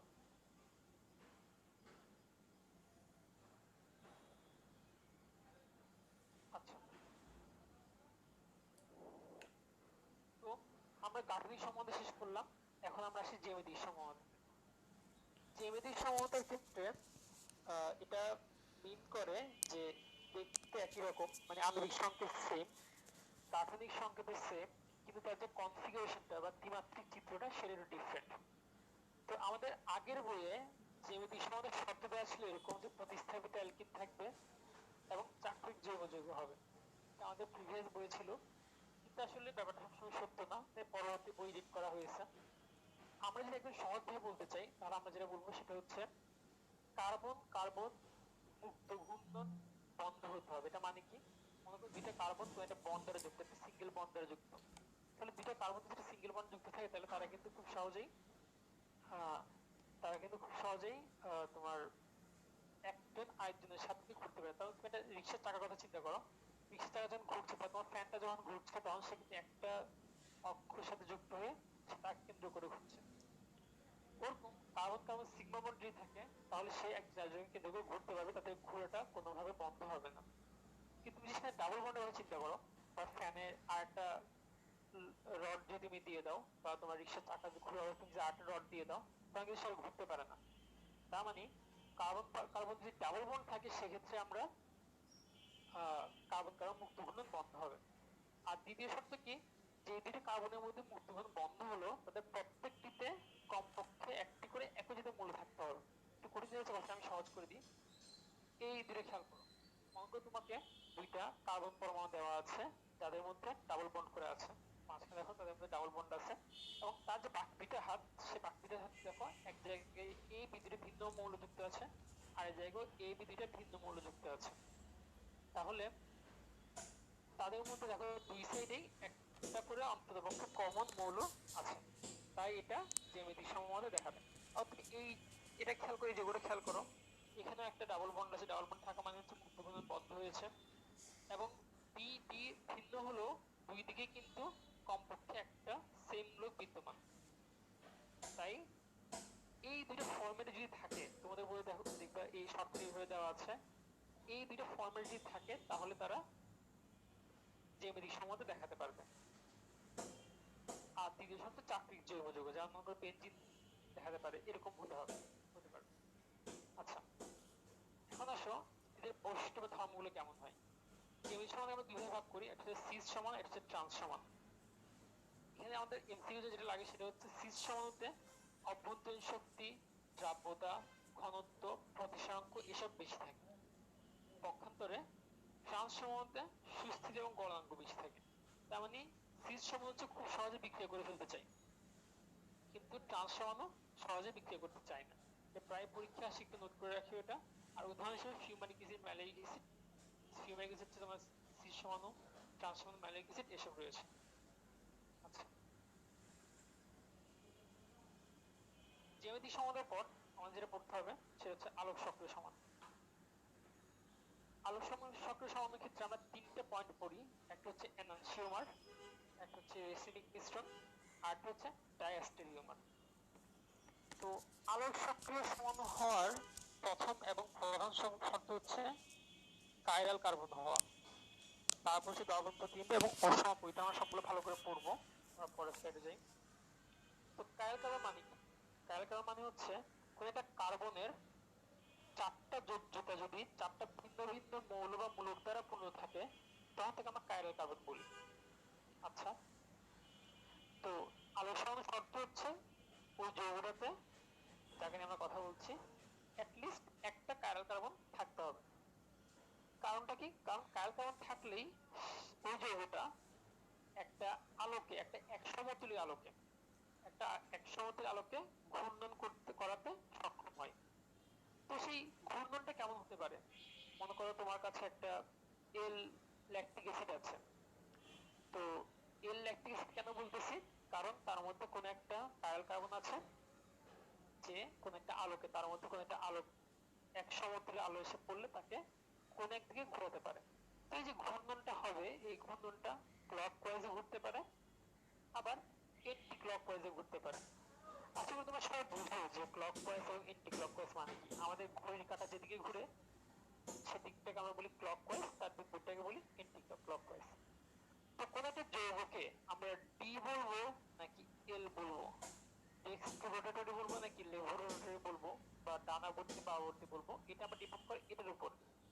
তার ঘূর্ণন যদি ক্লকওয়াইজ হয় তখন ডেক্সট্রো রোটেটরি বলি, ঘূর্ণন যদি এন্টি ক্লকওয়াইজ হয় তখন আমরা লেভো রোটেটরি বলি। এই যে ক্লকওয়াইজ বা এন্টি ক্লকওয়াইজ হওয়া, এটা ডিপেন্ড করা হয় বেসিক্যালি আণবিক ভরের উচ্চ থেকে নিম্ন স্তর আসার দিক থেকে। আণবিক ভরের কার্বনিক ভর, এটা হচ্ছে কাইরাল কার্বন যেটা আছে তার যে চারদিকে যে চার ধরনের মৌল বা মূলক বিদ্যমান, তাদের আণবিক ভরের উচ্চ থেকে নিম্ন ক্রমটা আমরা দিক নির্ধারণে সাধারণত ইউজ করা হয়। আমরা দেখবো একটু উদাহরণ, এটা তোমরা একটা স্ক্রিনশট দিয়ে রাখিও। আমরা পরবর্তীতে একটা উদাহরণ দিচ্ছি, উদাহরণ থেকে আমরা এই পুরো প্রক্রিয়াটা ব্যাখ্যা করছি। এই উদাহরণটা খেয়াল করে দেখো, এখানে দেখো একটা কাইরাল কার্বন আছে, এটাকে আমরা কাইরাল কার্বন কেন বলতেছি? বলছি কারণ তার একদিকে আছে হাইড্রোজেন, অন্য হাতে আছে NH2, অন্য হাতে আছে CH3, অন্যদিকে COOH। তাহলে দেখো তার চারটা হাতে কিন্তু চার ধরনের মৌল বা মূলক বিদ্যমান, তাই একে আমরা কাইরাল কার্বন বলছি। এই কাইরাল কার্বন তুমি যদি খেয়াল করো তাহলে তুমি দেখবা যে আমরা যদি আণবিক ভরের উচ্চ থেকে নিম্নে আসি, এটা হচ্ছে সবচেয়ে বেশি আণবিক ভর সম্পন্ন। কার্বনের 12, অক্সিজেন 2টা 32, হাইড্রোজেন এক করে, এখানে 45 মতো হয়। আর এদিকে কি আছে দেখো, এদিকে NH2 আছে 17। তাহলে তার দিকটা হচ্ছে হচ্ছে এই মুখী বা ঘড়ির কাঁটার দিকে, ঘড়ির কাঁটার দিকে বলে আমরা যদি উচ্চ থেকে নিম্নের দিকে যাই তাহলে আমরা ঘড়ির কাঁটার দিকে দিকটা পাই, এটাকে আমরা ডি অ্যালাইন বলছি, ক্লকওয়াইজ বলছি। পক্ষান্তরে তুমি যদি তার ঠিক মিরর ইমেজে খেয়াল করো তাহলে দেখো আমরা যদি উচ্চ থেকে নিম্নে যেতে চাই আমরা কিন্তু বামাবর্তী একটা দিক পাই যেটা এন্টি ক্লকওয়াইজ, তাই তাকে আমরা বলি এল অ্যালানিন। এই যে একটা আলোক সক্রিয় যৌগ যারা পরস্পর দর্পণ প্রতিবিম্ব, তুমি দেখো ওরা কিন্তু পরস্পর দর্পণ প্রতিবিম্ব। কেন দর্পণ প্রতিবিম্ব কেন বলছি, দেখো যার সিএইচ ওর এই যৌগের ক্ষেত্রে সিএইচ ডান দিকে ছিল, এই যৌগের ক্ষেত্রে সেটা বাম দিকে গিয়েছে, এটা মিরর ইমেজ। তো যদি এরকম দুটো যৌগ দর্পণ প্রতিবিম্ব হয় এবং তাদের মধ্যে তার আলোক সক্রিয় মানে তাদের মধ্যে কার্বন কার্বন আছে, সেক্ষেত্রে আমরা তারা দুটো বৈশিষ্ট্য পাই। একটা বৈশিষ্ট্য হচ্ছে তাদের এই যে আলোকে চেঞ্জ করার ক্ষমতা, আলোর দিক পরিবর্তনের ক্ষমতা, এই মানটা হয় সমান, যেহেতু প্রত্যেকটা ওরিয়েন্টেশন সেম আছে। কিন্তু যেহেতু বিপরীত সেটা, তাই দিকটা হয়ে যায় বিপরীত। তাহলে এদেরকে আমরা তখন বলি এনানসিওমার। তাহলে আমরা এনানসিওমারের ক্ষেত্রে কি কি বৈশিষ্ট্য পাই? আমরা পাই যে এরা হচ্ছে দর্পণ প্রতিবিম্ব, এরা এদের আবর্তনের মাত্রা থাকে সমান কিন্তু আবর্তনের দিকটা হয় বিপরীত, তাদেরকে আমরা কি বলি? এনানসিওমার বলি। যেটা আশা করছি সবাই বুঝতে পারছো। তারপরে আমরা এই মিমটা দেখতে পারি যে যখন কোন একটা মলিকিউল তার এনানসিওমারকে দেখে তখন সে জাস্ট নিজেকে দেখে, ঠিক আছে? আচ্ছা, তুমি এই যৌগটা একটু খেয়াল করে দেখো। এই যৌগটার ক্ষেত্রে আমরা এখানে দুইটা স্টার দিয়েছি, কারণ কি? কারণ এদেরকে আমরা বলছি এরা কাইরাল কার্বন। তারপরে কেন কার্বন বলছি দেখো, এই কার্বনের ক্ষেত্রে এখানে ভিন্ন একটা মূলক, এখানে COOH, এখানে OH, এখানে O, সবগুলো ভিন্ন রকম। এখন আমরা যদি চেক করি যারা দর্পণ প্রতিবিম্ব কিনা, আমরা দেখবো যে এইটুক পর্যন্ত তারা দর্পণ প্রতিবিম্ব আছে, উপরের হাফে তারা দর্পণ প্রতিবিম্ব আছে। ওর এদিকে আচ্ছা এটা ও হবে অ্যাকচুয়ালি, এখানে ভুলে এইচ করে গিয়েছে, এটা হবে ও। তো এটা যদি ও ধরে নাও তাহলে এইটুকের মধ্যে তারা দর্পণ প্রতিবিম্ব হয় পুরোপুরি। কিন্তু নিচের ধাপের ক্ষেত্রে দেখো এটা কিন্তু দর্পণ প্রতিবিম্ব হচ্ছে না। তো তাহলে যদি দুইটা যৌগ যারা আলোক সক্রিয় কিন্তু দর্পণ প্রতিবিম্ব না, তখন তাদেরকে আমরা বলি ডায়াস্টেরিওমার। এনানসিওমারের ক্ষেত্রে শর্ত ছিল দুটো আলোক সক্রিয় যৌগ দর্পণ প্রতিবিম্ব হতে হবে, আর যদি দর্পণ প্রতিবিম্ব না হয় তখন তাকে আমরা বলছি কি? ডায়াস্টেরিওমার। তো এনানসিওমারের ক্ষেত্রে আমরা মানটা সমান পাইছিলাম, কিন্তু ডায়াস্টেরিওমার সেটা পাবো না। কেন পাবো না? কারণ ওরিয়েন্টেশনটা চেঞ্জ হয়ে যায়, আর দিকটা সেম হইতে পারে, সেম নাও হইতে পারে। কেন সেম হবে? যদি আলোটা নিচের দিক দিয়ে যাই, কারণ নিচের দিক দিয়ে ক্ষেত্রে ওর যেহেতু দর্পণ প্রতিবিম্ব না, দুইটা আলোকে একই দিকে ঘুরবে। কিন্তু উপরের দিকে যেহেতু তারা দর্পণ প্রতিবিম্ব, তাই তারা আলোকে বিপরীত দিকে ঘুরাবে। তাই আমরা বলছি যে ডায়াস্টেরিওমের ক্ষেত্রে দর্পণ প্রতিবিম্ব হয় না, উপস্থাপনীয় হয় না, আবর্তের মান ভিন্ন হয়, দিক একই বা বিপরীত হতে পারে। অপরিস্থাপনীয় মানে কি? মানে হচ্ছে আমি যদি এই যৌগটাকে জাস্ট সরাইয়ে তার উপরে বসাতে চাই, মিলাইতে পারবো না। দেখো এখানে আছে এইচ, এখানে আমরা ও ধরতে বলছি ও, কিন্তু এখানে আছে OH, এটা তাহলে মিললো না, তাই না? তাই আমরা বলছি এটা অপরিস্থাপনীয়। এই ছিল আমাদের এনানসিওমার এবং ডায়াস্টেরিওমার আলোক সক্রিয় সমানতা। এনানসিওমারের ক্ষেত্রে সামারি ছিল দর্পণ প্রতিবিম্ব হবে মান সমান, দিক বিপরীত। আর ডায়াস্টেরিওমারের ক্ষেত্রে আমরা বলছি প্রতিবিম্ব হবে না, মান ভিন্ন, দিক একই বা বিপরীত দুটোই হতে পারে। আচ্ছা, তো যদি তোমাকে একটা সংকেতের সমাণুর সংখ্যা নির্ণয় করতে দেয়, সেক্ষেত্রে কিন্তু আসলে সমাণুর নির্ণয়ের নির্দিষ্ট কোনো একটা সূত্র নাই যে আমি জাস্ট সূত্র বসাই দিলাম তাহলে সমাণুর সংখ্যা নির্ণয় হয়ে যায়, এরকম কোনো সূত্র নাই আসলে। তুমি যেটা দেখতে পাচ্ছ এখন স্ক্রিনে সেটা হচ্ছে বেসিক্যালি অ্যালকেনের ক্ষেত্রে, জাস্ট নরমাল অ্যালকেনের ক্ষেত্রে তুমি যদি তোমাকে কোনো উদাহরণ দেয়, CnH +2 সাধারণ সংকেতের কোনো যদি তোমার উদাহরণ দেয়, সেক্ষেত্রে তুমি এই সিরিজ অনুযায়ী সমস্যাটা নির্ণয় করতে পারবা। 4টা 5টা 6টা 7টা বা 10টা থাকলে কতটা করে বিন্যাস হবে, এগুলো থেকে চেঞ্জ কমানো সবগুলোই, ঠিক আছে? কিন্তু ওভারঅল সবার জন্য ইউজ করার জন্য ইউনিভার্সাল কোনো সমানুর সূত্র কিন্তু আমাদের হাতে। আমরা একটা পড়বো বেনজিনের নির্ণয়ের সিস্টেম আছে, সেটা আমরা হয়তো আজকের ক্লাসে বা আগামী ক্লাসে পড়বো। কিন্তু ইউনিভার্সের কোনো সূত্র আসলে এটা না, এটা বের করতে হয়, করে করে বের করতে হয়। আচ্ছা, তাহলে আমরা এতক্ষণ পর্যন্ত বেসিক্যালি অ্যালিফেটিক পড়াশোনা শেষ করেছিলাম। এরপর আমাদের অ্যারোমেটিক পড়া শুরু হবে। আর অ্যালিফেটিক পড়া শেষ করার পরে আমাদের অনুভূতি অনেকটা এরকম যে অ্যালিফেটিক ছবিগুলোকে আমরা প্রথম প্রথম যখন জৈব পড়তাম তখন এভাবে প্রকাশ করতাম ক্লাস 9-10 দিকে। পরে যখন আমরা একটু বড় হয়েছি তখন আমরা এভাবে প্রকাশ করি, তখন আর দাগগুলো টানা লাগে না। আর আমরা যখন আরো প্রো লেভেলে যাই তখন আমরা জাস্ট এরকম সিঙ্গেল দাগ ইউজ করি। এই দাগ ইউজ করলে আমরা বুঝতে পারি যে এখানে বেসিক্যালি 4টা কার্বন আছে এবং 4টা কার্বন জাস্ট নরমাল একটা শিকলের, বেশি কিছু না। আচ্ছা ঠিক আছে, যেহেতু আমাদের মোটামুটি 1 ঘন্টা সময় দিচ্ছে এবং আমরা অ্যালিফেটিক পার্টটা শেষ করছি, আমরা তাহলে এখন কিছু পোল দেখি, কিছু পোল দিচ্ছি তোমাদেরকে, তোমরা সেই পোলগুলো অ্যান্সার দাও, দেখি তোমাদের থেকে কেমন রেসপন্স পাই বা তোমরা কত মনোযোগ দিচ্ছিলা।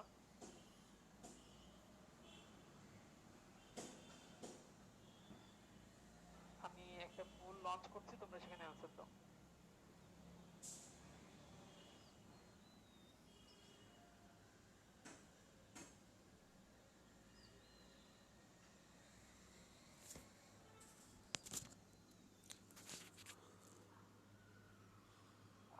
প্যানেলিস্ট ভাইরা একটু কোয়েশ্চেন আনসার সেশনটা ওপেন করে দিয়েন, তাহলে কারো কোনো প্রশ্ন থাকলে সেগুলো আসবে, প্লাস কেউ পোলে দিতে না পারলে সেগুলো বলতে পারবে।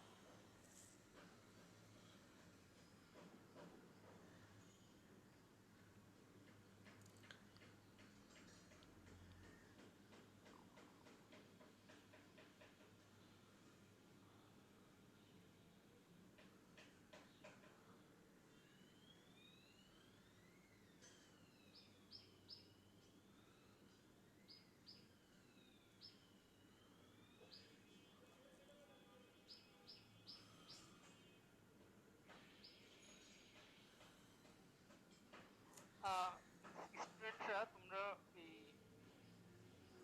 তোমরা পোলের মধ্যে অ্যান্সার দিও, চ্যাটের নাম পোলের মধ্যে অ্যান্সার দিও।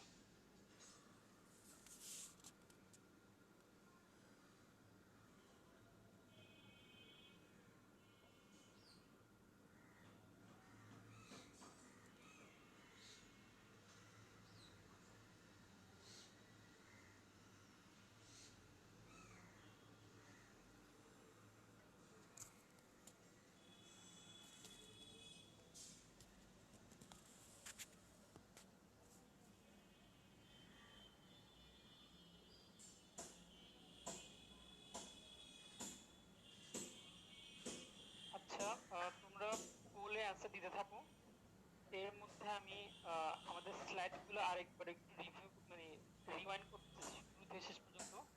তোমাদের যাদের স্লাইড মিস গেছে বা স্লাইড দেখা দরকার, তারা স্লাইডের স্ক্রিনশটটা নিয়ে রাখতে পারো।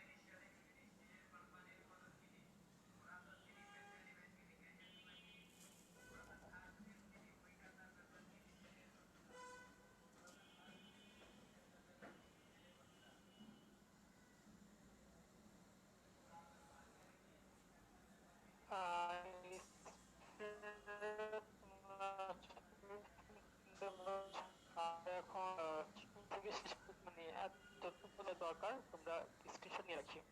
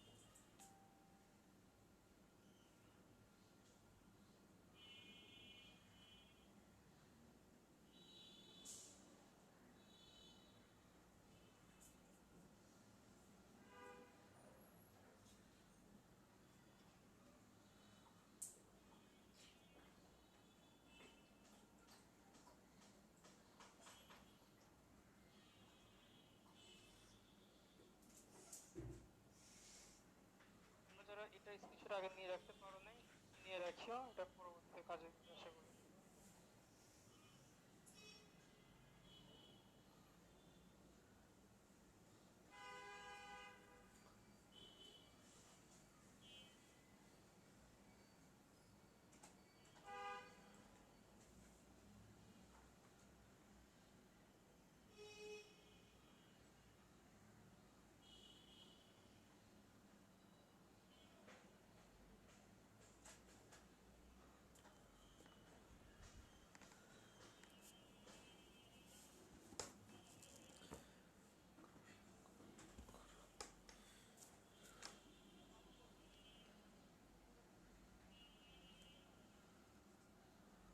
আচ্ছা ঠিক আছে, এই 1 ঘন্টা পরে নিয়ে যদি তোমার জিজ্ঞেস করা হয় যে তোমরা কেমন বোধ করতেছো, তাহলে আমরা যেটা অ্যান্সার পাই সেটা হচ্ছে, কেউ কেউ বলবা যে ভাই জৈব যৌগ তো সহজ, এগুলো তো পারি।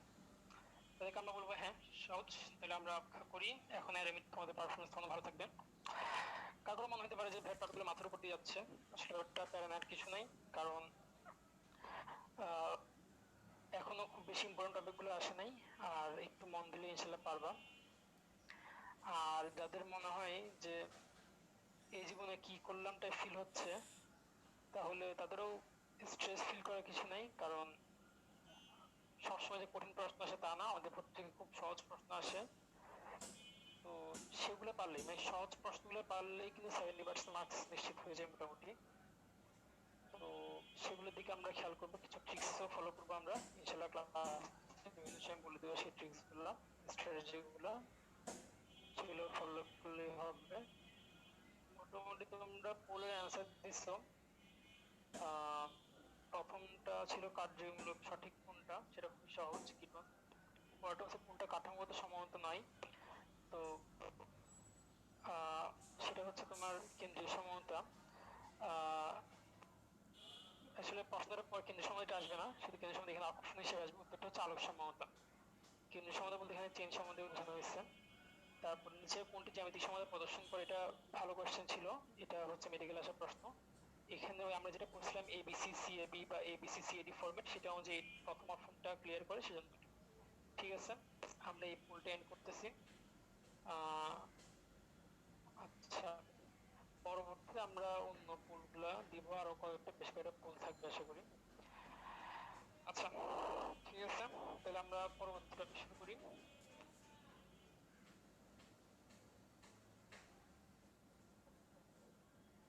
সেটা হচ্ছে অ্যারোমেটিক জৈব যৌগ। অ্যারোমেটিক জৈব যৌগের ক্ষেত্রে আমরা জানি যে অ্যারোমেটিক যে হাইড্রোকার্বন তাদেরকে বলা হয় অ্যারিন। কি বলি আমরা? অ্যারিন বলি। উদাহরণ কি? বেনজিন, ন্যাফথালিন, অ্যানথ্রাসিন, তারপরে বেনজিন, যে কোনো যাদক সবগুলোকে আমরা বলি অ্যারিন। তো এগুলো আমরা কোথা থেকে পাই? তোমাদের বই দেখা দেওয়া আছে, দেখবা যে এগুলো আমরা পাই বেসিক্যালি তেল থেকে। কোথা থেকে পাই? তেল থেকে। পেট্রোলিয়াম জাতীয় তেল থেকে পাই। এই পেট্রোলিয়াম জাতীয় তেলকে আমরা অনেক প্রক্রিয়াজাত করার মাধ্যমে আস্তে আস্তে বেনজিন বা অন্যান্য বিভিন্ন জাতকগুলোকে তৈরি করি। এই যে প্রক্রিয়াটা হচ্ছে বিধ্বংসীপাত। বিধ্বংসীপাত করা হয় প্রথমে, পরবর্তী আংশিকপাত করা হয়। তবে বইয়ে দেখবে তোমার দেওয়া আছে যে লৌহ তেলের মধ্যে 3 ধরনের উপাদান থাকে, এরকম লিস্ট দেওয়া আছে। আর তোমাদের এই যে বই যে পেজটাতে এই টপিকটা আছে, সেখানে দেখবে যে অনেকগুলো বড় বড় প্রক্রিয়া দেওয়া আছে, অনেকগুলো বিক্রিয়া দেওয়া আছে, এবং এরকম একটা ভয়ঙ্কর ছক দেওয়া আছে। যেই ছকে কিন্তু তোমার বেসিক্যালি এই বাম সাইডের যে কলামটা, লৌহ তেল, মধ্যম তেল, ভারী তেল, সবুজ এবং পিচ সবগুলা, এবং প্রত্যেকটার উপাদান, এই যে ডান সাইডে যতগুলো উপাদান দেখতে পাচ্ছ, এসব কিন্তু তোমাকে মুখস্থ করা লাগবে। কারণ এখানে প্রশ্নটা আসে এরকম যে নিচের কোনটি লৌহ তেলের উপাদান নয়, বা নিচের কোনটি মধ্যম তেলের উপাদান, এরকম প্রশ্ন করে এখান থেকে র্যান্ডমলি জিগজ্যাগ করে অপশন দেওয়া হয়। তো এসব ক্ষেত্রে আমরা যেটা করব সেটা হচ্ছে আমরা কিছু মনে রাখার টেকনিক বের করব। আদারওয়াইজ এগুলো আসলে মনে রাখা খুবই কঠিন। তো আমরা যেটা করব সেটা হচ্ছে, পরের স্লাইডে আসো, এখানে খেয়াল করো। আশা করি তোমরা সবাই দেখতে পাচ্ছ আমরা লৌহ তেলের যে উপাদানগুলা সেগুলোকে একটা ছন্দের মধ্যে আনার চেষ্টা করছি।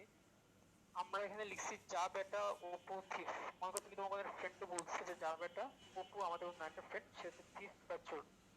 তো যা বেটাতে আমরা বুঝেছি জাইলিন, বেনজিন এবং টলিন, যেগুলো বেসিক্যালি নিরপেক্ষ। উপদ্বীপগুলো হচ্ছে আমরা অ্যানিলিন এবং পিরিডিন, তারা হচ্ছে এবং থায়োফিন, তারা হচ্ছে ক্ষারীয়। আর ফেনল সেটা হচ্ছে অম্লীয়। তো তাহলে কি মনে রাখতে হবে যে লঘুত্র উপাদান কারা? যা বেটা ও পথিফ। যাই হোক, এবার হচ্ছে কি মধ্যম তেল। তাহলে আমরা উপকে নিয়ে কথা বলতেছিলাম। তুমি মনে রাখো যে উপথিফ আমরা প্রথমে বসলাম, তারপর তুমি মনে রাখো সে হচ্ছে কৃপন বা গ্রিফন। গ্রিফন দিয়ে আমরা বুঝি গ্রিসল, ফেনল এবং ন্যাফথালিন, যারা হচ্ছে মধ্যম তেলের উপাদান।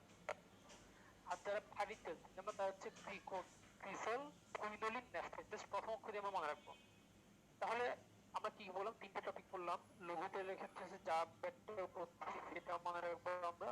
মধ্যম ভারী তেলের ক্ষেত্রে গ্রিফন এবং কৃপন মনে রাখবো। সমস্যার ক্ষেত্রে দেখবো আমরা সবগুলো থ্রিন দিয়ে আছে, অ্যানথ্রাসিন, ফিনান্থ্রিন, এভাবে মনে রাখতে পারবো। আর পিচ তেল হচ্ছে পিচ। পিচ বলতে আমরা মনে করি রাস্তাকে বুঝি পিচ। সেখানে কালো কালারের থেকে আমাদের কোকো কালো কালার থেকে, আমরা কোক কার্বন হিসেবে মনে রাখি। জাস্ট মনে রাখার জন্য আমরা এইভাবে নিজেদের জন্য মুছে নিলাম। যখন তাকে স্ক্রিনশট নিয়ে রাখিও। আমরা পরবর্তী স্লাইড চলে যাই। এটা হচ্ছে ওই যে অনেকগুলো বিক্রিয়া দেওয়া ছিল আমাদের বইয়ে এই ছকটার ঠিক পরেই, সেটা একটা সামারি। একদম সহজ করে যদি আমরা বলতে চাই, সেটা হচ্ছে এই লঘু তেল যেটা আমরা কালেক্ট করছি 170 ডিগ্রি তাপমাত্রা আংশিক করে, সেখান থেকে আমরা 2 ধরনের বিক্রিয়া করি। একটা হচ্ছে 70 থেকে 100 ডিগ্রি তাপমাত্রা আমরা আংশিক পাতন করি, করলে আমরা 90% বেঞ্জল পাই। 90% বেঞ্জল। এই 90% বেঞ্জল কে আমরা আবার 80 থেকে 200 ডিগ্রি তাপমাত্রায় আংশিক পাতন করলে আমরা তখন 99% বিশুদ্ধ বেঞ্জিন পাই। এই দুইটা বিক্রিয়া প্রায় পরীক্ষা আসে। তোমাকে জিজ্ঞেস করবে 90% বেঞ্জল তৈরির তাপমাত্রা কত, তোমাকে জিজ্ঞেস করবে 99% বিশুদ্ধ বেঞ্জিন তৈরির তাপমাত্রা কত। অন্যদিকে লৌহতে যদি তুমি আর একটু বেশি তাপমাত্রা আংশিক পাতন করো, তখন আমরা 50% বেঞ্জল পাই। এই 50% বেঞ্জলের সাথে 90% বেঞ্জল যোগ করলে আমরা টলুইন পাই। অ্যাকচুয়ালি এই বিক্রিয়াগুলোর মূল উদ্দেশ্য ছিল বিশুদ্ধ বেঞ্জিন এবং বিশুদ্ধ টলুইন বের করা। তাহলে এখান থেকে বিশুদ্ধ বেঞ্জিন পাইলাম, এখান থেকে বিশুদ্ধ টলুইন পাইলাম। তাপমাত্রাগুলো খুব ইম্পর্টেন্ট। এই 99% বিশুদ্ধ বেঞ্জিনকে আমরা পরবর্তীতে আবার বিশোধন করি। বিশুদ্ধ মানে একবার আমরা ঠান্ডা করব, একবার আমরা গরম করব। ফলে ওর মধ্যে বাকি 1% থাকা বিভিন্ন পানি এবং অন্যান্য উপাদানগুলো সব চলে যাবে। আচ্ছা, তো এটা হচ্ছে বেসিক্যালি সামারিটা। ওই পেজ, ওই টপিক, ওই প্যারাগ্রাফের মেইন সামারি হচ্ছে এটা। প্রশ্ন বেশিরভাগ সময় এখান থেকে আসে, তোমাকে এই তাপমাত্রাগুলো জিজ্ঞেস করবে, তখন সেগুলো পারতে হবে। আচ্ছা, তো আমাদের এরপর টপিকটা হচ্ছে বেঞ্জিনের প্রস্তুতি। এখান থেকে বেসিক্যালি আমাদের যোগাযোগের প্রসেসগুলো শুরু হয়েছে। তবে তোমরা একটা জিনিস মনে রাখো যে আমাদের মেডিকেল জন্য বিক্রিয়া যতটা না গুরুত্বপূর্ণ তার চেয়ে বেশি গুরুত্বপূর্ণ হচ্ছে প্রস্তুতির শিরোনামগুলো।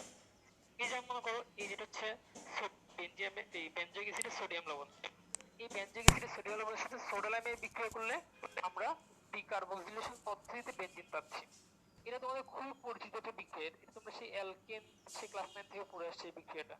যখন অ্যালকেন প্রস্তুতি পড়তেছিল ক্লাস 9 এ, সেখানে প্রথমে দেওয়া ছিল কি কোন একটা অ্যাসিডে কার্বক্সিলিক অ্যাসিডের সোডিয়াম লবণের সাথে সোডালাইমের বিক্রিয়া করলে আমরা অ্যালকেন পাইতাম। ঠিক একই রকম একই প্রক্রিয়ায় আমরা যদি কার্বক্সিলিক অ্যাসিড না নিয়ে বেনজোইক অ্যাসিড নিই, সেই বেনজোইক অ্যাসিডের সোডিয়াম লবণের সাথে সোডালাইমের বিক্রিয়া করে তখন আমরা ডিকার্বক্সিলেশন পদ্ধতিতে বেনজিন পাই। ডিকার্বক্সিলেশন পদ্ধতি মানে কি? কার্বন ডাই অক্সাইড বের হয়ে যাওয়া, ডিকার্বক্সিলেশন। তাহলে এই বিক্রিয়া দেখো এই যে সি ডাবল ও, এই সি ডাবল ও কার্বন ডাই অক্সাইড বের হয়ে যায়, তো সে কারণে আমরা এটাকে ডিকার্বক্সিলেশন পদ্ধতি বলি। এই সি ডাবল ওটা বের হয়ে যাবে ক্যালসিয়াম অক্সাইডের সাথে, আর সোডিয়ামটা পরবর্তীতে N2CO3 ফর্ম করে, সেটা আমাদের লাগবে না। জাস্ট এটুকু মনে রাখো, বেনজোইক অ্যাসিডের সোডিয়াম লবণের সাথে ডিকার্বক্সিলেশন প্রক্রিয়ায় বেনজিন উৎপন্ন করা যায়। সেকেন্ডটা আসো ফেনল থেকে বিজারণ। খুবই সহজ, আমরা জিঙ্ককে দিয়ে OH কে সরাই নিব, বেনজিন তৈরি হয়ে যাবে। থার্ডটা হচ্ছে কি ইথেনের পলিমারকরণ। আমরা এর আগে একটা পলিমারকরণ বিক্রিয়া পড়ছিলাম, এই ইথিন থেকে পলিথিন তৈরি। এটা হচ্ছে আমাদের পরে সেকেন্ড পলিমারকরণ বিক্রিয়া, যেখানে আমরা অ্যালকাইন 3 বন্ধন বিশিষ্ট অ্যালকাইন থেকে আমরা বেনজিন তৈরি করব। এই বিক্রিয়াটা করা হয় উত্তপ্ত লৌহ চুল্লিতে। তো উত্তপ্ত লৌহ চুল্লিতে যদি কোনো বিক্রিয়া করা হয় তার তাপমাত্রা স্বাভাবিকভাবে অনেক বেশি থাকবে। আর যেহেতু লৌহ চুল্লি বলছে প্রভাবক হচ্ছে কি আয়রন, তাহলে দেখো প্রভাবক হচ্ছে আয়রন, তাপমাত্রা 450 ডিগ্রি সেলসিয়াস অনেক বেশি, আমরা কি পাই? বেনজিন পাই। তাই তুমি যদি জিজ্ঞেস করো পরীক্ষায় যে বেনজিনের মনোমার নিচের কোনটি, প্রথমে কিন্তু কখনো চিন্তা করবো যে বেনজিন নিজেই তো কিছু একটা যৌগ, এটা চিন্তা করবে না। তুমি বেনজিনের মনোমার কি দেখাবা? তুমি দেখাবা ইথাইন। আচ্ছা, এর হচ্ছে দেখো C6H5MgCl+H2, অনেক কঠিন একটা যৌগ এখানে লেখা আছে। এটাকে বেসিক্যালি বলা হয় গ্রিক নার্ড বিকারক। গ্রিক নার্ড বিকারকের সংকেত হলো RMgX। তাহলে Mg হিসেবে Mg আছে, X বা হ্যালোজেন হিসেবে ক্লোরিন আছে, আর R হিসেবে অ্যারাইল মূলক C6H5 আছে। আমরা জানি গ্রিক নার্ড বিকারকের সাথে আমি যে পানি যোগ করি আমি নরমালি অ্যালকেন পাই, নরমালি আমরা অ্যালকেন পাই। কিন্তু এক্ষেত্রে যদি আমি আর না নিয়ে কোনো অ্যালকাইল মূলক না নিয়ে আমি যদি অ্যারাইল মূলক যেহেতু নিচ্ছি, C6H5 হচ্ছে একটা অ্যারাইল মূলক যেটাকে ফিনাইল বলা হয়, যেহেতু আমি একটা অ্যারাইল মূলক সাথে নিচ্ছি তাই আমি অ্যালকেন না পেয়ে আমি অ্যারোমেটিক সবচেয়ে সিম্পলিফাইড যৌগ বেনজিন পাবো। ঠিক আছে? আচ্ছা, আর হচ্ছে উডস ফিটিক বিক্রিয়া, এটা আমরা পরবর্তীতে আসবে তখন আমরা বিস্তারিত করব। আপাতত আমরা এটুকু জেনে রাখি, এটুকু আমাদের জানলেই হবে। আচ্ছা, এটা হচ্ছে আমাদের ওইখানকার বেনজিনের যে প্রস্তুতি আমরা যেটা পড়ছিলাম তার মধ্যে সবচেয়ে মোস্ট ইম্পর্টেন্ট দুটো বিক্রিয়া এখানে দেওয়া আছে। এখান থেকে প্রায় পরীক্ষায় এমসিকিউ আসে যে কিভাবে ফেনল থেকে বেনজিন কে প্রস্তুত করা যায়, তখন তোমার আনসার হবে ফেনলের বিজারণের মাধ্যমে। ইথেন থেকে কিভাবে প্রস্তুত করা যায় তুমি বলবা পলিমারকরণের মাধ্যমে। এটা প্রায় পরীক্ষায় আসে। আচ্ছা, বেনজিনের প্রস্তুতির প্রক্রিয়া পড়ার পরে আমরা যেটা পড়বো সেটা হচ্ছে বেনজিনের বিভিন্ন প্রক্রিয়া। বেনজিনের বিভিন্ন প্রক্রিয়ার মধ্যে কি থাকবে? বেনজিন কিছু সংযোজন বিক্রিয়া দেয়, কিছু প্রতিস্থাপন বিক্রিয়া দেয়। প্রতিস্থাপন বিক্রিয়াগুলোকে আমরা বলি ইলেকট্রোফিলিক প্রতিস্থাপন বিক্রিয়া। ইলেকট্রোফিলিক মানে কি, নিউক্লিওফিলিক মানে কি, সেটা আমরা আলোচনা করবো কিছুক্ষণ পরেই, পরবর্তীতে আমরা আলোচনা করব। এই সম্পর্কিত বিশাল আলোচনা আমাদের আছে। আর সংযোজনের ক্ষেত্রে খেয়াল করো, আমরা হাইড্রোজেন সংযোজন করি, হ্যালোজেন করি এবং ওজোন সংযোজন করি। আর প্রতিস্থাপনের ক্ষেত্রে দেখো হ্যালোজেন থাকে, নাইট্রেশন, সালফোনেশন, ফিডেল ক্রাফট। আমরা সবগুলো বিস্তারিত আলোচনা করব। তার আগে আমরা একটু বেনজিন সম্পর্কে জেনে নিই। বেনজিন একটা অ্যারোমেটিক যৌগ, ওকে আমরা অ্যারোমেটিক কেন বলতেছি, বা অ্যারোমেটিকের ক্ষেত্রে আমরা কি কি বৈশিষ্ট্য পাই বেনজিনের ক্ষেত্রে? দেখো আমরা অ্যারোমেটিকের ক্ষেত্রে বেনজিনের বৈশিষ্ট্য পাই বিশেষ ধরনের অসম্পৃক্ততা। আমরা অলরেডি সবাই জানি সম্পৃক্ততা মানে হচ্ছে সিঙ্গেল বন্ড, অসম্পৃক্ততা মানে হচ্ছে ডাবল বা ট্রিপল বন্ড। আমরা খুব ভালো করে যে বেনজিন ডাবল বন্ড থাকে, তাহলে কেন আমরা বিশেষ ধরনের অসম্পৃক্ত বলতেছি আমরা কিছুক্ষণ পরে দেখব। এবং যারা অ্যারোমেটিক যৌগ তারা কি প্রতিস্থাপন বিক্রিয়া দেয় এবং তাদের স্থায়িত্ব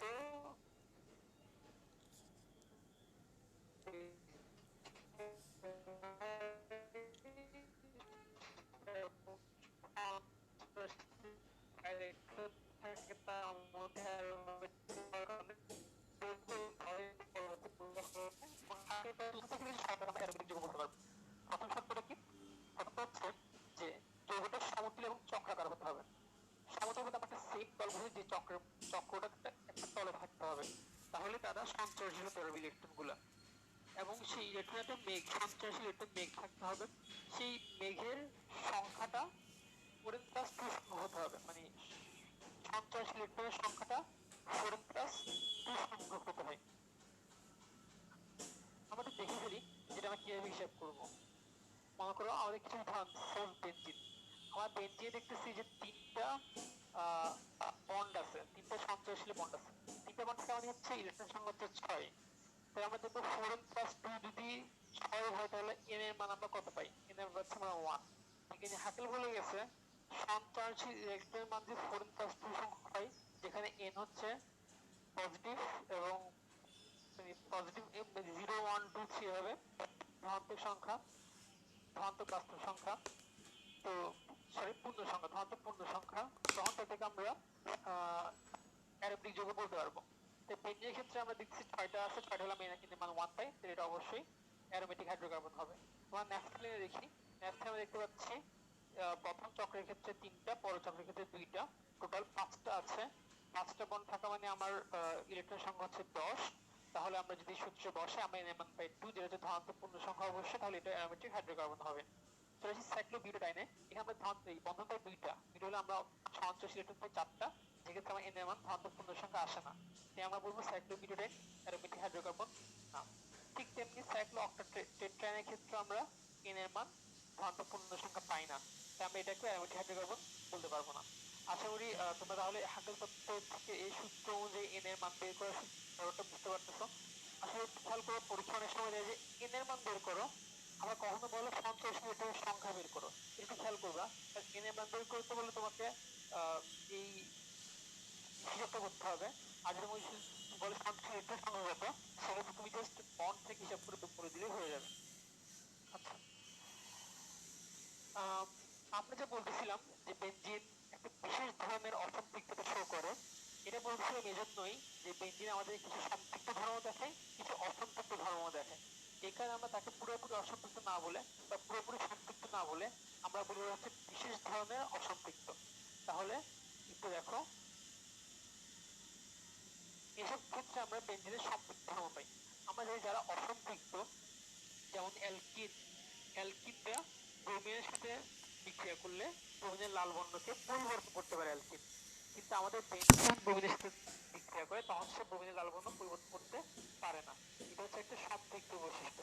ঠিক তেমনি পেয়ার বিক্রিয়ার সাথে বিক্রিয়া দিলে আমরা জানি অ্যালকিন পেয়ার বিক্রিয়ার সাথে বিক্রিয়া করলে গোলাপি বর্ণ পরিবর্তিত হয়ে যায় গোলাপি বর্ণে, কিন্তু আমাদের এই বেনজিন সেটা করতে পারে না। এবার আসো এক্সিএল, এক্সিএল আমরা বিক্রিয়া দিই সাধারণত অ্যালকিনের ক্ষেত্রে এইচএস বিক্রিয়া দিলে সংযোজন বা দ্রুত বিক্রিয়া হয় না, কিন্তু আমরা বেনজিনের ক্ষেত্রে দ্রুত বিক্রিয়া করতে পারি না। তেমনি পানির সাথে বা হাইড্রোজেন আয়নের সাথে বিক্রিয়া দিলেও আমরা বিক্রিয়া করতে পারি না। এই সবগুলো হচ্ছে অ্যালকিন বা অসম্পৃক্তদের বৈশিষ্ট্য। বেনজিন যেহেতু আমাদেরকে বৈশিষ্ট্যগুলো শো করে না, তাই আমরা বলি বেনজিনের এক্ষেত্রে সম্পৃক্ত ধর্ম বিদ্যমান। আবার আমরা কিছু কিছু অসম্পৃক্ত ধর্ম পাই, যেমন এই বিক্রিয়াগুলো দেখো, প্রথমত আমরা হাইড্রোজেন সংযোজন করছি বেনজিনের সাথে, একটা সংযোজন বিক্রিয়া হয়েছে। দেখো এখানে বেনজিনের 3টা বন্ড ছিল, কিন্তু এক্ষেত্রে সেই বন্ডগুলো নাই। তাহলে আমরা এটাকে সাইক্লোহেক্সেন বলতেছি। সাইক্লোহেক্সেন মানে কি, এই বন্ডগুলোর সাথে আরো এই 6টা হাইড্রোজেন যুক্ত হয়ে গেছে, তখন থেকে আমরা সাইক্লোহেক্সেন বলতেছি। এটা একটা অ্যালিফ্যাটিক যৌগ। যেহেতু এই বিক্রিয়াটা দিচ্ছে, তার মানে অবশ্যই তার মধ্যে আরো এক্সট্রা বন্ড ছিল, এক্সট্রা বন্ড থাকলে তো সে বিক্রিয়া দিতে পারবে, তাই এটা কিন্তু অসম্পৃক্ততার প্রমাণ। তারপর আমরা যে ক্লোরিন যোগ করি তখন আমরা গ্যামাক্সিন পাই। এটা হচ্ছে বেনজিন হেক্সাক্লোরাইড বা গ্যামাক্সিন। এটা হচ্ছে অ্যালিফ্যাটিক যৌগ এবং এটা কীটনাশক হিসেবে, জীবাণুনাশক হিসেবে ইউজ করা হয়।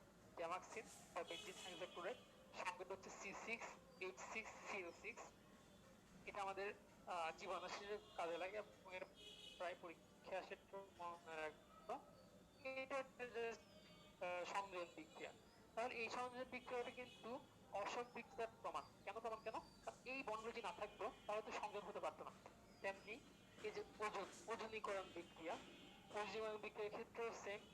ওজীকরণ বিক্রিয়ার ক্ষেত্রে হয় কি, ওজীকরণ বিক্রিয়ার ক্ষেত্রে এই তিনটে বন্ড ভেঙে গিয়ে তারপরে ওজন কিছু অবস্থান্তরমূলক অবস্থানের যৌগ গঠন করে, তারপর ওতে ভেঙে গিয়ে এরকম ছোট ছোট আমরা অ্যালডিহাইড উৎপন্ন হয়, বেঞ্জালডিহাইড উৎপন্ন হয়, সরি এসিটালডিহাইড উৎপন্ন হয়। তো এই তিনটা বিক্রিয়া হচ্ছে বেসিক্যালি বেনজিনের সংযোজন বিক্রিয়া।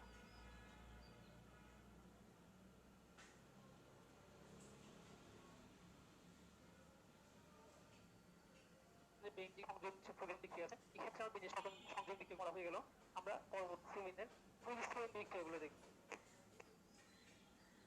আচ্ছা, এখানে আসো,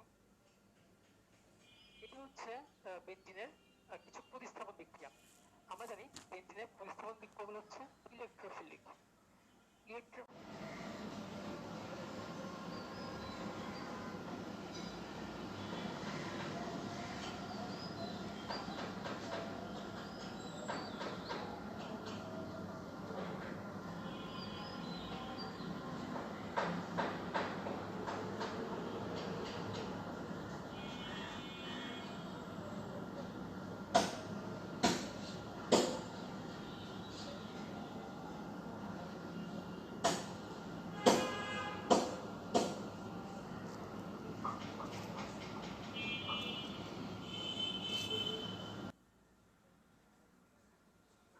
তারপরে তুমি নাইট্রোজেনের ক্ষেত্রে চিন্তা করো, একটা বেঞ্জিন আছে, একটা HNO3 আছে।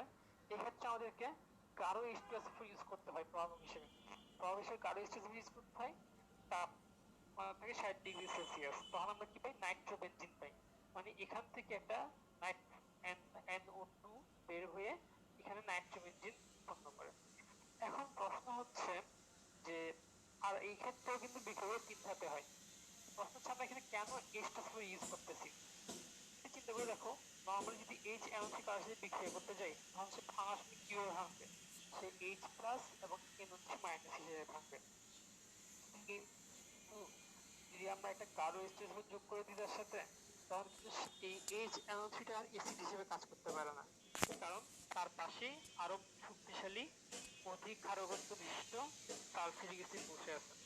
তাই HNO3 যখন সালফিউরিক অ্যাসিড বিক্রিয়া করে, তখন HNO3 ক্ষার হিসেবে বিক্রিয়া করে, সালফিউরিক অ্যাসিড যদি অ্যাসিড হিসেবে বিক্রিয়া করে, তাহলে সে দ্রবণে H+ দান করবে। আমরা সবাই জানি অ্যাসিড দ্রবণে H+ দান করে। আর তাহলে HNO3 কে দিতে হবে OH- আয়ন। ও যখন OH- আয়ন দিতে যায়, তখন কিন্তু আমাদের NO2 গ্রুপ উৎপন্ন হয়ে যায়, আর সেই NO2 গ্রুপটি পরবর্তী বেঞ্জিনে যুক্ত হতে পারে। তুমি আশা করি বুঝতে পারছো যে আমরা কেন এখানে H2SO4 টা প্রভাবক হিসেবে ইউজ করি। এটা অবশ্যই বলতে হবে বেঞ্জিন অ্যাডিশনের ক্ষেত্রে আমরা গাঢ় H2SO4 ইউজ করি এবং তাপমাত্রা থাকে 60°C। ঠিক যে প্রক্রিয়ায় আমার এই বেঞ্জিন বিক্রিয়া করতেছে, হুবহু সেম মেকানিজমে টলুইনো বিক্রিয়াগুলো দেখায়। পার্থক্য হচ্ছে এটুকু যে টলুইনের ক্ষেত্রে বিক্রিয়াগুলো আর একটু কম তাপমাত্রায় হয়ে যায়। দেখো, আগের বিক্রিয়া ফ্লোরিনেশনের ক্ষেত্রে 80°C তাপমাত্রা লাগে, কিন্তু হ্যালোজেনেশনের ক্ষেত্রে টলুইনে যায় 20°C। নাইট্রেটের জন্য 60° লাগে, টলুইনে লাগে 30°C। কেন? এটা আমরা একটু পরে বলবো। কারণ হচ্ছে CH3 হচ্ছে একটা বলয় সক্রিয়কারী মূলক, তাই ও বলয়কে সক্রিয় করে ফেলে। আমরা হয়তো পরের ক্লাসে এবার বিস্তারিত আলোচনা করব। এবারে আমরা বলবো সালফোনেশন নিয়ে। আমরা হ্যালোজেনেশন বললাম, নাইট্রেশন বললাম, এখন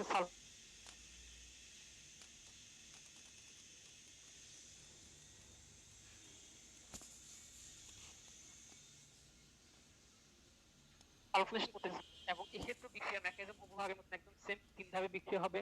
প্রথমে ইলেকট্রোফাইল তৈরি হবে, তারপর হবে। আমাদের মেকানিজমটা লাগবে না, জাস্ট তাপমাত্রা মনে রাখবা যে 100°C। এটা প্রায় পরীক্ষায় আসে। আচ্ছা, আমরা এরপরে আগাই। এবার সবচেয়ে মোস্ট ইম্পর্টেন্ট বিক্রিয়া, সেটা হচ্ছে ফিডেল ক্রাফট বিক্রিয়া। বিক্রিয়াটা বেসিক্যালি কি? যদি আমরা অনাদ্র অ্যালুমিনিয়াম ক্লোরাইড দিয়ে বিক্রিয়া করি, অনাদ্র অ্যালুমিনিয়াম ক্লোরাইড দিয়ে যদি বিক্রিয়া করি, তখন তাকে আমরা ফিডেল ক্রাফট বিক্রিয়া বলি। এই ফিডেল ক্রাফট বিক্রিয়ার মাধ্যমে যদি আমরা অ্যালকাইলের প্রতিস্থাপন করি, তাহলে আমরা ফিডেল ক্রাফট অ্যালকাইলেশন বলবো। আর যদি আমরা অ্যাসাইল মূলক, এটা একটা কার্যকরী মূলক, অ্যাসাইল মূলকের প্রতিস্থাপন করি, তাহলে আমরা ফিডেল ক্রাফট অ্যাসাইলেশন বলবো। এই বিক্রিয়াটা প্রায় পরীক্ষায় আসে। এখানে এমসিকিউ সময় পরীক্ষায় আসে, জিজ্ঞেস করে এখানে কোন প্রভাবক ইউজ করা হয়। এটা কখনোই ভুল করা যাবে না। যে ফিল্টারটিতে অনার্দ্র অ্যালুমিনিয়াম ক্লোরাইড ইউজ করা হয়। আচ্ছা, এখন খেয়াল করো, আম, এই ক্ষেত্রে কি হয়, এক্ষেত্রে এই অনার্দ্র অ্যালুমিনিয়াম ক্লোরাইডটা এই ক্লোরিনকে সাথে নিয়ে AlCl4 আয়ন তৈরি করে। আর্দ্র অ্যালুমিনিয়াম ক্লোরাইড ইউজ করলে অসুবিধা কি হতো? সাপোজ অনার্দ্র নিয়ে আমি আর্দ্র নিলাম, তাহলে অসুবিধা কি? তখন অসুবিধা হচ্ছে আর্দ্র মানে সেখানে পানি আছে, সে পানি দ্রবণকে HOH এ ভাগ হয়ে তারপর এই CH3 মূলকের সাথে, এই CH3 মূলকটার সাথে OH টা বন্ধ করে মিথানল তৈরি করে ফেলে। এখন আমি কি মিথানল চাইছিলাম? আমাদের একটা প্রতিস্থাপন পাওয়া দরকার। CH3 যদি ওদিকে ইউজ হয়ে যেত তাহলে আমার প্রতিস্থাপন করতে পারবো না। তাই যেটা হয়, আমাদের যোগ করলে সেই মিথানল তৈরি প্রক্রিয়াটা CH3 মূলকের উপরে বেনজিনকে প্রতিস্থাপন একটা H আর ফিল্ড অফ অ্যাসাইলেশন কি হয়, সেম মেকানিজম, জাস্ট সেখানে CH3 বদলে CH3CO এইটুকু অ্যাসাইল মূলকটা আসবে এবং সে ঠিক সেম তোমার প্রতিস্থাপনটা করবে। তো তোমাকে এই স্লাইডে কি মনে রাখতে হবে? অবভিয়াসলি তোমাকে জাস্ট মনে রাখতে হবে যে কি উৎপন্ন হচ্ছে, উৎপাদটাকে তোমাকে জিজ্ঞেস করবে বেনজিনের ফিডেলক্রাফট অ্যালকিলেশনের ফলে কি উৎপন্ন হয়, নিচে কোনটি উৎপন্ন হয়, তোমাকে বলতে পারতে হবে যে টলুইন উৎপন্ন। ঠিক আছে, এখন জিজ্ঞেস করবে ফিডেলক্রাফট অ্যালকিলেশন বা অ্যাসাইলেশনের ক্ষেত্রে আমরা কোন প্রভাবক ইউজ করি, তখন তোমাকে মার্ক করতে পারতে হবে যে আমরা অনার্দ্র অ্যালুমিনিয়াম ক্লোরাইড ইউজ করি। এইটুকু আমাদের জন্য মোর দেন এনাফ। মেকানিজমগুলো আমি বলছি, কিন্তু এটা আসলে আসলে পরীক্ষাতে অনেকটা আসে না। আচ্ছা, এবার যে টপিক সেটা হচ্ছে বেনজিন এবং টলুইনের পারস্পরিক রূপান্তর। পারস্পরিক রূপান্তর মানে কি, আমরা একবার বেনজিন থেকে টলুইন করব, একবার টলুইন থেকে বেনজিন করব। আমরা একটু মাত্র দেখলাম যে ফিডেলক্রাফট অ্যালকিলেশনের মাধ্যমে আমরা বেনজিন থেকে টলুইনে যেতে পারি, কারণ সেক্ষেত্রে অনার্দ্র অ্যালুমিনিয়াম ক্লোরাইড থাকে, সে একটা ক্লোরিনকে নিয়ে ফেলে, তখন AlCl4 উৎপন্ন হয়। তো আমরা এই CH3টা একটা বেনজিনের H এর প্রতিস্থাপন করে টলুইন উৎপন্ন করতে পারি। আচ্ছা, আমরা টলুইন থেকে যদি বেনজিনে আসতে চাই তাহলে আমরা কিভাবে আসবো?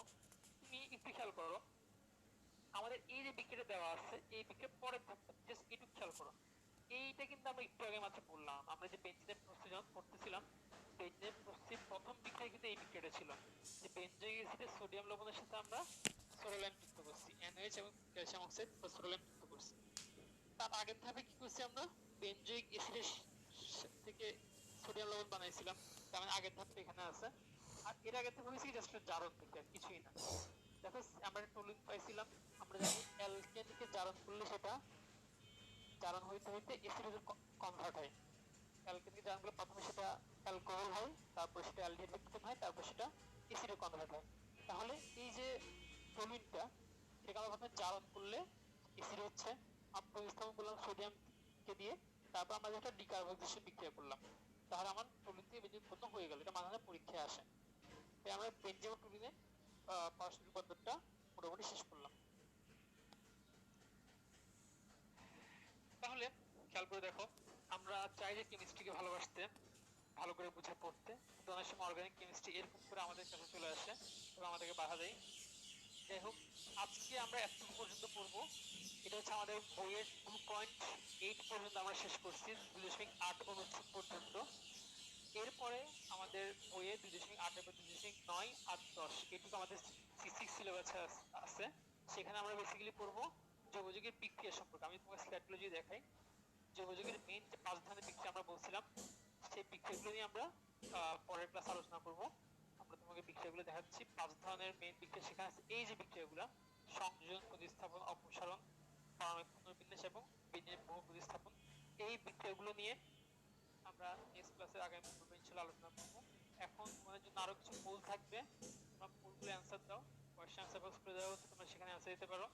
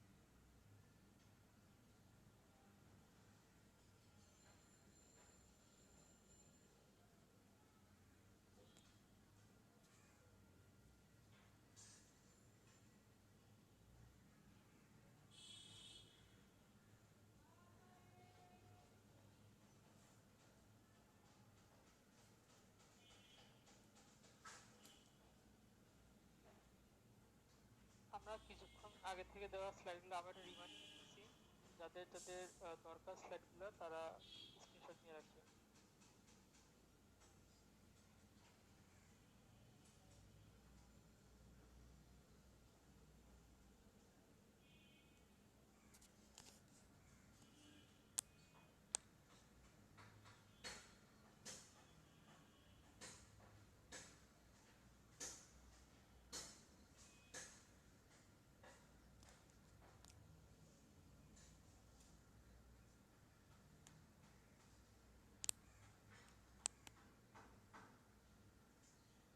জাহাঙ্গীর ভাই, আপনি শুনতে পাচ্ছেন?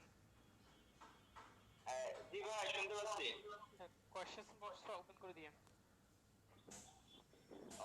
আচ্ছা, চ্যাট অপশন ওপেন করুন।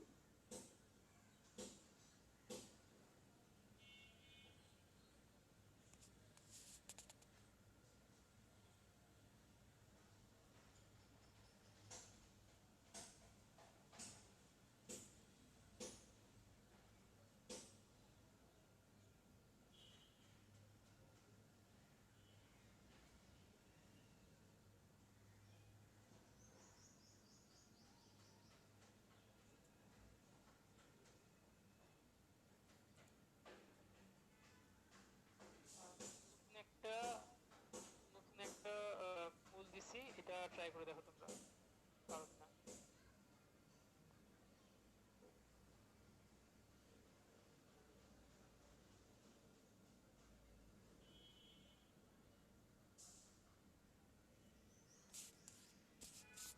তো তোমরা জিজ্ঞেস করছো কোন বই ফলো করবা, তোমরা অবশ্যই হাজারি স্যারের বই ফলো করবা। হাজারি স্যারের বই থেকে সরাসরি প্রশ্ন আসবে, তাই ওইটা ছাড়া উপায় নাই। তারপরে ওইগুলোর রেজাল্ট হ্যাঁ পরে বলে দিব। আমরা নাইস জবস বলছিলাম, সেটা ছিল বেসিক্যালি ইন নাইস দিয়ে আমরা নাইট্রোজেন বুঝাইছি, আর জবস দিয়ে carbon, hydrogen, oxygen, phosphorus, sulphur, এগুলো হচ্ছে জৈব যৌগকারী বা সবচেয়ে মোস্ট ইউজড মৌল। আচ্ছা, আমরা একটা নেমোনিক ইউজ করছিলাম লোগোতে লিখেছি, এটা আমি একটু পরে আবার দেখাচ্ছি। ঠিক, অপরস্থাপন এটা বলে দিচ্ছি একটু পরে, সমর্থন এটা আরেকবার। আচ্ছা, স্ট্রিমার, আচ্ছা ঠিক আছে।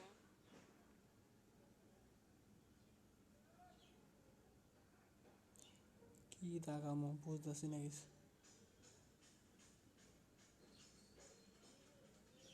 ধুর,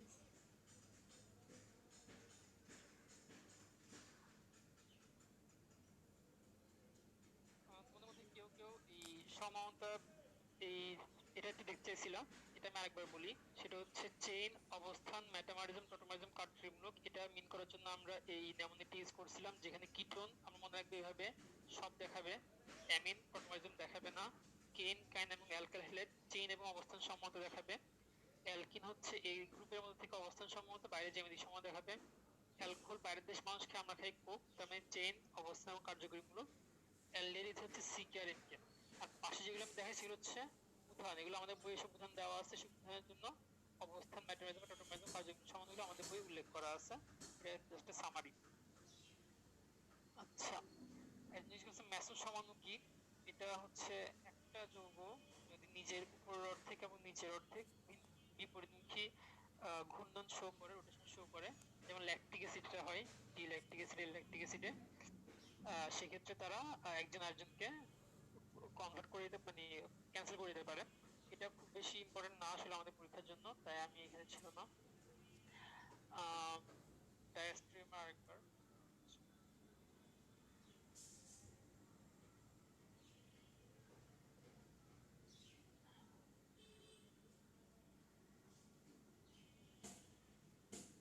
আচ্ছা, ডায়াস্ট্রিমের ক্ষেত্রে আমরা যেটা বলতেছিলাম সেটা হচ্ছে যে আমাদের এখানে আমাদের এখানে দুইটা যৌগ দেওয়া আছে, যে যৌগগুলোর মধ্যে তারা হচ্ছে তাদের মধ্যে পরস্পর তাদের মধ্যে কাইরাল কার্বন বিদ্যমান। কাইরাল কার্বন যেহেতু আছে, আমরা জানতে পারলাম যে ওরা হচ্ছে অবশ্যই আলোক সক্রিয়। তুমি এটাকে একটু ও কল্পনা করিও, তাহলে আমরা এখানে আমরা দর্পণ চিন্তা করি, তাহলে এই উপরের পার্টটা, এই উপরের পার্ট এবং এই উপরের দর্পণ প্রতিবিম্ব, এখানে একটা ও কল্পনা করো। কিন্তু নিচের পার্টটা দর্পণ প্রতিবিম্ব না, দেখো তারা পরস্পর একই দিকের, দর্পণ প্রতিবিম্ব না। যদি এরকম যৌগ থাকে, দুইটা যৌগ, তাহলে তাদেরকে আমরা বলবো যে তারা পরস্পর ডায়াস্ট্রিওমার। তার মানে কি, যদি দর্পণ প্রতিবিম্ব না হয়, আলোর শক্তি যদি দর্পণ প্রতিবিম্ব না হয়, তাহলে তারা ডায়াস্ট্রিওমার হবে যদি তারা মাত্র দুইটা শর্ত ফিল আপ করে। একটা হচ্ছে তাদের আবর্তনের মানটা হবে ভিন্ন। কেন আবর্তনের মান কেন ভিন্ন হবে? দেখো, চিন্তা করে দেখো, ও এখন এখানে যে স্ট্রাকচারে আছে সেখানে জাস্ট উল্টে যায়নি। এখানে আগেরটাতে অ্যানসিওমার ক্ষেত্রে ছিল জাস্ট উল্টে গেছিল, কিন্তু ও উল্টে যায়নি, ওটা কাইন্ড অফ মোচড়াইছে টাইপের। এখন দ্বিমাত্রিক সে মোচড়ে, তখন তার ওরিয়েন্টটা ঠিক থাকে না, যে কারণে মানটা চেঞ্জ হয়ে যায়। আর দিকটা একই বা বিপরীত কেন? কারণ উপরের দিকে সে দর্পণ প্রতিবিম্ব, তাই উপরের দিকে ক্ষেত্রে আলো এসে পড়ে, তাহলে তাদের দিকটা হয় ভিন্ন। কিন্তু নিচের দিকে যেহেতু সেম, নিচের দিকে আলো এসে পড়লে তাদের দিকটা হয় সেম। আচ্ছা, ঠিক আছে।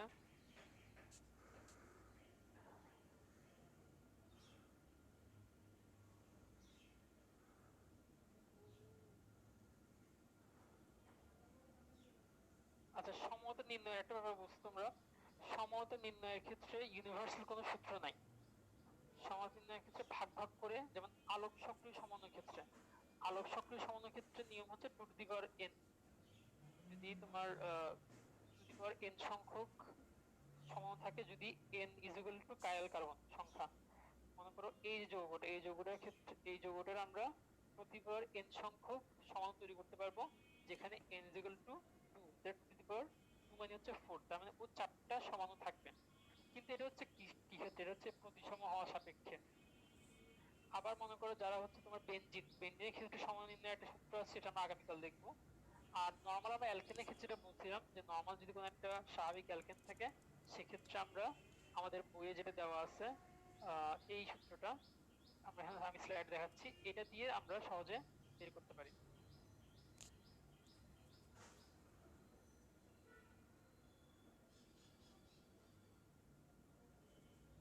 আচ্ছা, তোমরা এর পরের পুরো অ্যান্সার দিচ্ছি, আমি সবগুলো পুরো অ্যান্সার একসাথে বলে দিচ্ছি, ওগুলো শেষ করে ফেলি।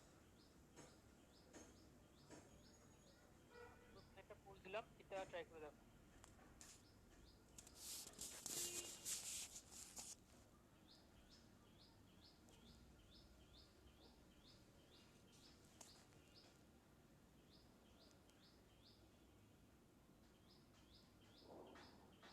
একজন জিজ্ঞেস করছে বেনজিন কোন দেশের সায়েন্টিস্ট প্রথম উদ্ভাবন করেন।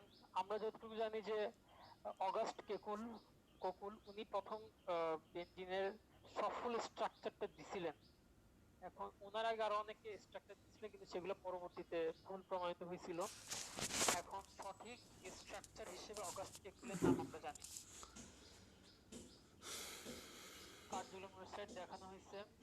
মূল কোশ্চেনের অ্যান্সার আমরা একটু পরে বলে দিব, সবগুলো মূল শেষে। সমান সংখ্যা বের করে বলছি, লৌহ তেলের স্লাইডটা দেখাচ্ছি।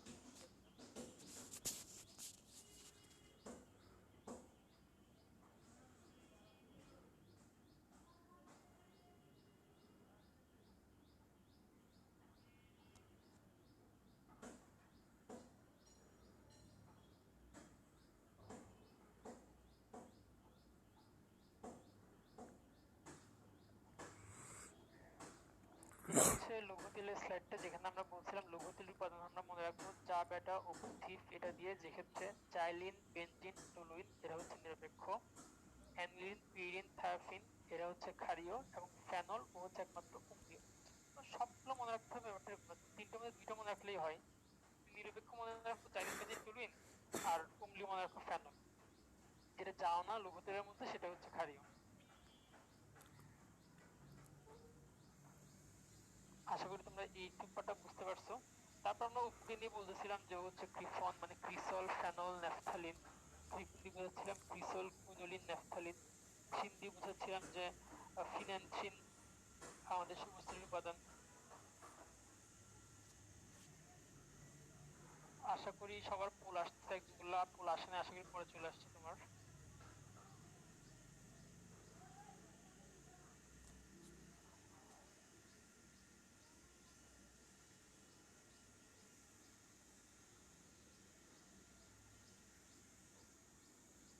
একদম অ্যারোমেটিক হাইড্রোকার্বনের সেটটা দেখাতে বলছো, এখন দেখাচ্ছি, আশা করি তুমি পেয়ে যাবা।